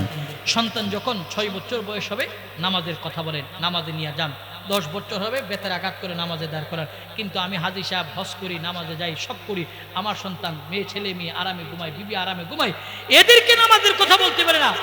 প্রিয় ভাইয়ের আমার, আমাদের বাবাদের কিছু দায়িত্ব, এই দায়িত্ব আদায় করতে হবে। এবার আসেন, আমাদের মাদের কিছু দায়িত্ব আছে। যখন সন্তান গর্ভে আসবে, সন্তান যখন গর্ভে আসবে, মাদের দায়িত্ব হলো জিকির বাড়াও, তাসবিহ তাহলিল বাড়াও। কিন্তু আমাদের সমাজের অবস্থা হলো, গর্ভে যখন সন্তান আসে তো এলসিডি একখান সামনে নিয়ে যত সিরিয়াল আছে একটার পর একটা দেখতে থাকে। এই যে বদ আসর গর্বে সন্তানের উপরে পড়বে। আগের জামানায় আমরা আমাদের মা চাচিদের দেখছি, গর্বে বাচ্চা আসলে তারা সকালবেলা গুনগুন সুরে তিলাওয়াত করতো, জিকিরুল্লাহ তাসবিহাতে জিকির করতো, বিকেলবেলা তিলাওয়াত করতো। না হইলে তারা হাতের কাজ নিয়ে ব্যস্ত থাকতো, কাপড় সেলাই করতো, খাতা সেলাই করতো, ফাহেসা কাজে তারা লিপ্ত হইতো না। বর্তমানে এই দৃশ্য নেই। গর্বে বাচ্চা আছে তো টেলিভিশন আছে, সিরিয়াল দেখে দেখে সময় অবার করতেছেন। ফ্যাক্টরি যত ভালো হয় তার মাল তত ভালো হয়। নেককার সন্তান জন্ম দেওয়ার ফ্যাক্টরি হলো মা জাতি। মা জাতি যত আল্লাহওয়ালা হবে, গর্বের সন্তান তত আল্লাহওয়ালা বুজুর্গ হবে। প্রিয় ভাইয়ের আমার, এরপরে মাদের 2 নম্বর দায়িত্ব হলো, ভূমিষ্ঠ হওয়ার পর শরীয়তে ইসলামে যাদের সামনে পর্দা করা ফরজ, পর্দা করা ফরজ, এদের সামনে গিয়ে কোনোদিন আমার বাচ্চাকে দুধ পান করানো যাবে না। পর্দার ভিতরে থেকে দুধ পান করাতে হবে, কারণ দুধ পান করানোর মধ্য দিয়েও সন্তান বুজুর্গ হওয়ার আলামত রয়েছে। খাজা মুঈনুদ্দিন চিশতি আজমিরি রহমাতুল্লাহি আলাইহি, তিনি এত বড় বুজুর্গ আলেম। খাজা মুঈনুদ্দিন চিশতি আজমিরি একদিন তার মার কাছে গিয়ে বলতেছেন, আম্মা জান, আমি যখন ঘর থেকে বের হই মানুষ আমাকে দেখলেই কালিমা পড়ে। সন্তানদের তখন বলতেছেন, বাপ এটা তোমার কোনো বুজুর্গি না, আমি মায়ের বুজুর্গি। বলে, সেটা কি? বলে, তুমি যখন দুগ্ধপোষ্য শিশু ছিলে, দুধের শিশু ছিলে, আল্লাহি আল্লাহর জাত ও সিফাতের কসম খেয়ে বলতে পারি, আমি মা তুমি মুঈনুদ্দিন চিশতিকে কোনোদিন ওযু ছাড়া দুধ পান করাইনি। জোরে বলুন সুবহানাল্লাহ। এদের সন্তানই তো যুগ শ্রেষ্ঠ বুজুর্গ হবে, আমার আপনার সন্তান হবে।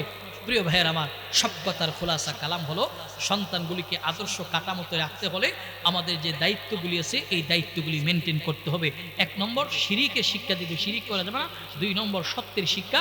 এরপরে স্টেপ বাই স্টেপ যে আদর্শগুলি কথা বলা হয়েছে, নামাজের বয়স হলে নামাজের তালকিন দাও, 10 বছর হলে বেতের আঘাত করে নামাজে নাও, এই দায়িত্বগুলি আমাদের আদায় করতে হবে। আল্লাহ পাক আমাদের কবুল করুক, সকলে বলুন আমিন। প্রিয় ভাইয়ের আমার, সব কথার আখিরি কথা, শেষ কথা হলো 2টা নসিহত। শিরিক করব না, মা বাবার খেদমত করব। আল্লাহ পাক আমাদেরকে এই 2 নসিহত মেনে আমাদের জীবনকে পরিচালনা করার তৌফিক দান করুক, সকলে বলুন আমিন। প্রিয় ভাইয়ের আমার, আষ্টি বষ্টি কথা বলছি, সব কথা লিল্লাহি আল্লাহর জন্য বলেছি। আপনাদের সাথে আদাওয়াত দুশ্মনী নেই, আপনাদের সাথে কোনো দুশ্মনী নেই। যুবক ভাই ভাইয়ের অধিকার থেকে কথা বলেছি, দাদা নাতির অধিকার থেকে কথা বলেছি, বাবা সন্তানের অধিকার থেকে কথা বলেছি। সব কথা আল্লাহর জন্য।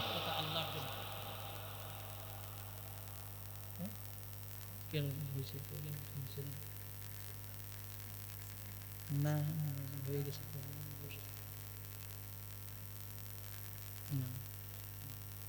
ভাইয়ের আমার, যা হয়েছে আলহামদুলিল্লাহ। অতএব কোরআনের কথা বললে শেষ হবে না, যতই বলবেন ততই শুনতে মনে চাবে। আষ্টি বষ্টি আসলে লম্বা সফর, শারীরিক ক্লান্তিও আছে। সে ব্রাহ্মণবাড়িয়া থেকে ভোর 4টায় বের হয়েছি, ভোর 4টায় বের হয়ে আপনাদের এখান পর্যন্ত পৌঁছাইছি। আসলে নদীমাতৃক দেশ, নদীমাতৃক দেশে আসতে গেলে কষ্ট হয়। এরপর আপনারা মহব্বত করেন, ভালোবাসেন, বিদে আসছি আসমানি ফাইসালা। আল্লাহ তাআলা যদি আবারও কোনো সময় ফাইসালা করে আসবো, বসবো, কথা হবে। যা কথা বলছি আল্লাহ পাক আমাদেরকে সহিহ কথাগুলোর উপর আমল করার তৌফিক দান করুক। আখিরে একটা নসিহত থাকবে, আমরা আমাদের জীবনকে সুন্নতের রঙে রঙিন করতে হবে, সুন্নতের রঙে রঙিন করতে হবে।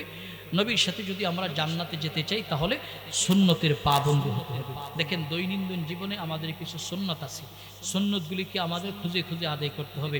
মসজিদে ঢুকলাম 5টা সুন্নত আছে, বের হলাম 5টা সুন্নত আছে। এরপরে টয়লেটে ঢুকলাম সুন্নত আছে, বের হলাম সুন্নত আছে। এই সুন্নতগুলি খুঁজে খুঁজে আদায় করতে হবে। আজকে আমরা দামি দামি সিগারেট খরিদ করে খাই, আতর পকেটে রাখা সুন্নত, মেসওয়াক সুন্নত, এইগুলি আমাদের কাছে নাই। ওয়াল আকিবাতু লিল মুত্তাকিন ওয়াসসালাতু ওয়াসসালামু আলা সাইয়্যিদিল আমবিয়া ওয়াল মুরসালিন ওয়া আলা আলিহি ওয়া আসহাবিহি আজমাইন। ربنا ظلمنا أنفسنا وإن لم تغفر لنا وترحمنا لنكونن من الخاسرين. ربنا آتنا في الدنيا حسنة وفي الآخرة حسنة وقنا عذاب النار. ربنا لا تزغ قلوبنا بعد إذ هديتنا وهب لنا من لدنك رحمة إنك أنت الوهاب. আয় রব্বুল আলামিন, আমি খতিবের গুনাহগার উম্মতের যোগ্য বুজুর্গ আলেমদেরকে নিয়া, সাদা দাড়িওয়ালা মুরব্বী বাবা সহ আয় আল্লাহ নৌজন যুবক ভাই পর্দার অন্তরে মা বোনদেরকে নিয়ে আমি গুনাহগার হাত বাড়াইলাম। এই মজমাই যার হাত পছন্দ হয়, কবুল হয়, তার হাতের উসিলা করে আমাদের জিন্দেগির সব গুনাহগুলিকে মাফ করে দাও। আয় রব্বুল আলামিন, জীবনে যত গুনাহ করেছি, জানা ওয়া জানা, ইচ্ছা অনিচ্ছা, শিরকি বিদআতি, সব গুনাহ উপরে শর্মিন্দা লজ্জিত, বাড়ি ফিরার আগে আগে বেগুনাহ মাসুম বানায় তুমি বাড়িতে ফিরিয়ে দাও। ইয়া আরহামার রাহিমিন, ইয়া আকরামাল আকরামিন, ও দয়ার মালিক আল্লাহ, আমাদের এই মজমাই যারা অভাবে আছে অভাব দূর করে দাও, পেরেশান মলার পেরেশানি দূর করে দাও, চাকরিজীবীর চাকরিতে বারাকা বাড়ায়া দাও। আয় আল্লাহ, ব্যবসার মধ্যে তুমি বারাকা বাড়ায়া দাও। এই এলাকার আসমানি গজব আসমানে উঠে নাও, জমিনি গজব মাটির নিচে তুমি দাফন করে দাও। এই মহল্লার এই এরিয়ার যত মানুষ অন্ধকার কবরে শায়িত আছে আল্লাহ, সকলের কবরে দূর হাদিয়া পৌঁছে কবরটারে জান্নাতের বাগান বানায়া দাও। যেই যেই নিয়তে আজকের এই মজমাই দুয়ার আরজি জানাইছে, সকলের নিয়তগুলির তুমি পুরা করিয়া দাও। আয় রাব্বুল আলামিন, এই সম্মেলনে তুমি কবুল করো। সম্মেলনের উসিলা করে এই এলাকার সকলের নাজাতের ব্যবস্থা করে দাও। রাব্বুল আলামিন, এই মাহফিল করতে গিয়ে যারা অর্থ করে টাকা পয়সা দিয়ে শ্রম দিয়েছে, অর্থ করে দিয়েছে, সকলের নিয়ত এবং অর্থ করিকে তুমি কবুল আর মঞ্জুর ফরমাও। আয় আল্লাহ, মসজিদটা হয়েছে এই জায়গায়, মসজিদে যত হাজাত জরুরত আছে গায়েব থেকে পুরা করিয়া দাও। মসজিদের অসম্পূর্ণ কাজকে তোমার খাস কোনো বান্দার মাধ্যমে সম্পূর্ণ করিয়া দাও। আয় রব্বুল আলামিন, জীবনে এমন কোনো মুনাজাত বাদ নাই যেই মুনাজাতে মা বাবার কথা বলা হয়নি। আয় আল্লাহ, তোমার মায়ার নজর দিয়া তাকাও। এই মজমাই কে জানি মাহারা, কে জানি বাবারা, কে জানি কাফন পরা মারে দেখছে, কাফন পরা বাবারে দেখছে, কে জানি নিজের বাবারে নিজ হাতে কাফনে মোড়াইছে, মারে কাফনে মোড়ানো দেখছে। আয় আল্লাহ, তামাম পৃথিবীর খবর মুহূর্তের ভিতরে টেলিফোনে নেওয়া যায়, কিন্তু বাড়ির বাস বাগানের পাশে কেবলমাত্র 3.5 হাত মাটির নিচে বাবা শোয়া, মা শোয়া। এই যে ঠান্ডার রজনীতে আমাদের গায়ে শীত লাগলে কম্বল মরি দিয়া ঘুমায়, কবরের সামনে গিয়া জিগাইতে পারি না, বাপ কেমন আছো, ঠান্ডা লাগে কিনা। মারে জিগাইতে পারি না, রে মা ঠান্ডা লাগে কিনা। আয় আল্লাহ, আমাদের গুনার কারণে আমাদের মা বাবার কবরে আযাব দিও না আল্লাহ। আয় রব্বুল আলামিন, আমাদের হাতের দিকে তাকালে হাত বড় না পাক, সারা অঙ্গে গুনার গুনাহ। আমাদের গুনাহের কারণে আমাদের মা বাবারে জাহান্নামের আগুনে জ্বালায়ও না। আর রব্বুল আলামিন, আমাদের যাদের মা বাবা বেঁচে আছে, আমাদের মা বাবার খেদমত করার তৌফিক দিয়া দাও। আয় আল্লাহ আমাদের এই মজমায় যাদের সন্তান নাই নেককার আওলাদ তুমি দান করো। আয় আল্লাহ যাদেরকে সন্তান দিয়েছো সন্তানের কারণে রাস্তাঘাটে হাটে বাজারে জিল্লতি আর বেজ্জতির জিন্দিগি দিও না। আয় রব্বুল আলামিন আমাদের এই মজমায় অনেক মুরব্বী বাবারা হাত বাড়াইছে, মুরব্বীদেরকে হযরতে আবু বকরের মতন আবেদ হিসাবে কবুল করিয়া আলো আল্লাহ। নওজোয়ান যুবক ভাইরা হাত বাড়াইছে, যুবকদেরকে খালিদ বিন ওয়ালিদ হযরত ওমরের মতো ইসলামের জন্য কবুল করিয়া লও। ছোট ছোট মাসুম বাচ্চারাও হাত বাড়াইছে। আয় আল্লাহ মাসুম বাচ্চাদের ঈমান আমলের জিম্মাদার আপনি হয়ে যান। পর্দানিশি অনেক আমার মা বোনেরা হাত বাড়াইছে, পর্দানিশি আমার মা বোনদেরকে আম্মাজান খাদিজাতুল কুবরার মতো বানায়া দাও, আমেনার মতো বানায়া দাও, আয়েশার মতো বানায়া দাও, ফাতেমার মতো বানায়া দাও। আবেদা সালেহা জাগদা মুমিনা হিসেবে কবুল করিয়া লও। আয় আল্লাহ মসজিদের জায়গা সম্পত্তি যারা দিয়েছে তাদেরকে কবুল করিয়া লও। ম্যানেজমেন্ট যারা করে আল্লাহ তাদেরকে কবুল করিয়া লও। আয় আল্লাহ আমরা এখানে যারা হাত বাড়িয়েছি, আয় আল্লাহ আমাদের তামান্না তোমার বাইতুল্লাহ জিয়ারা করা, আমাদের জীবনে একবার হলো বাইতুল্লাহ জিয়ারা নসিব ফরমাও। তোমার বন্ধুর রওজার সামনে দাঁড়ায়া দিল থেকে সালাতু সালাম পৌঁছানোর ব্যবস্থা তুমি করিয়া দাও। আয় আল্লাহ আমাদের সাদ আছে সাধ্য নাই, স্বপ্নের যুগে হলো আমাদের নবীর দিদার নসিব করিয়া দাও। আয় রব্বুল আলামিন তোমার মায়া নজর দিয়া তাকাও। আয় আল্লাহ আমি গুনাহগার, বহু দূর থেকে সফর করে আসছি, এদেরকে দেওয়ার মতন আমার কাছে কিছু নাই। আয় আল্লাহ রব্বুল আলামিন জানি না আমাদের কোন দিন জানি মালাকুল মউত আজরাইল রূহ কবজা করে নিয়ে যায়। আয় আল্লাহ এক ফুটা নাপাক পানি থেকে বানাইছো, দুনিয়ার জীবনে ঘুরে ফিরে আবার নিয়ে যাইবা। কবরে যাওয়ার আগে আগে ঈমান আমল মজবুত করার তৌফিক দাও, আখিরাতের সামানাগুলি তৈরি করার তৌফিক দাও। কারণ কবর তো সাপ বিচ্ছুর ঘর, পোকামাকড়ের ঘর। অন্ধকার ঘরে যখন লাইট বন্ধ করে থাকতে গেলে ভয় হয়। আয় আল্লাহ কবরে কেমনে থাকবো? কবরে যাওয়ার সামান আমাদেরকে দুনিয়া থেকে তৈরি করার তৌফিক দিয়া দাও রব্বুল আলামিন। আয় আল্লাহ মজমা সকলে তুমি কবুল করিয়া লও। বাংলাদেশকে শান্তির দেশ হিসাবে তুমি কবুল করিয়া লও। বিশ্বের বিভিন্ন দেশের চক্রান্ত ষড়যন্ত্র থেকে ৫৬,০০০ বর্গমাইলের লাল সবুজের পতাকায় তুমি হেফাজত করো রব্বুল আলামিন। আমার ডানে বামে সামনে পিছনে অনেক উলামায়ে কেরাম আবেদ আয় আল্লাহ যাদের ইবাদতের কাছে আমার ইবাদত কোনো কিছুই না। আয় আল্লাহ যাদের জুতা বহন করার যোগ্যতা আমার নাই রে মালিক। আয় আল্লাহ আজকের মজমায় যার হাত পছন্দ হয় কবুল হয় তার হাতের শিলা করে আমাদের দোয়াগুলিকে তুমি কবুল করিয়া লাও। খাস করে এই এলাকার যত প্রবাসী আছে, প্রবাস থেকে দান ও খয়রাত করেছে, এদের দান তুমি কবুল করিয়া লাও। আর রব্বুল আলামিন এই দেশের প্রায় গ্রামের প্রবাসী সহ সারা দেশের প্রবাসীদেরকে তুমি নিজ কুদরতের হাতে বিপদ মুসিবত থেকে হেফাজত করো। মায়ের সন্তান মায়ের কুলে আবার ফিরিয়ে দিও। আয় আল্লাহ যে যুবকদের চাকরি নাই বেকার চাকরির ব্যবস্থা করে দাও। আল্লাহ যে যুবতী বন্দির বিবাহর বয়স হয়েছে সঙ্গত কারণে বিবাহ হচ্ছে না, নেককার পাত্রের ব্যবস্থা করে দাও। যারা প্রবাসে যাবে কাগজপত্র তৈরি করেছে আল্লাহ এদের মাকসাদকে তুমি পুরা করিয়া দাও। আয় আল্লাহ আমাদের সকল আরজিয়ার দরখাস্তগুলি নবীর তোফাইলে কবুল করিয়া লাও। রব্বানা তাকাব্বাল মিন্না ইন্নাকা আনতাস সামিউল আলিম ওয়া তুব আলাইনা ইন্নাকা আনতাত তাওয়াবুর রহিম। সুবহান রাব্বিকা রাব্বিল ইজ্জাতি আম্মা ইয়াসিফুন ওয়া সালামুন আলাল মুরসালিন। আমিন আমিন বিরহমাতিকা ইয়া আরহামার রাহিমিন।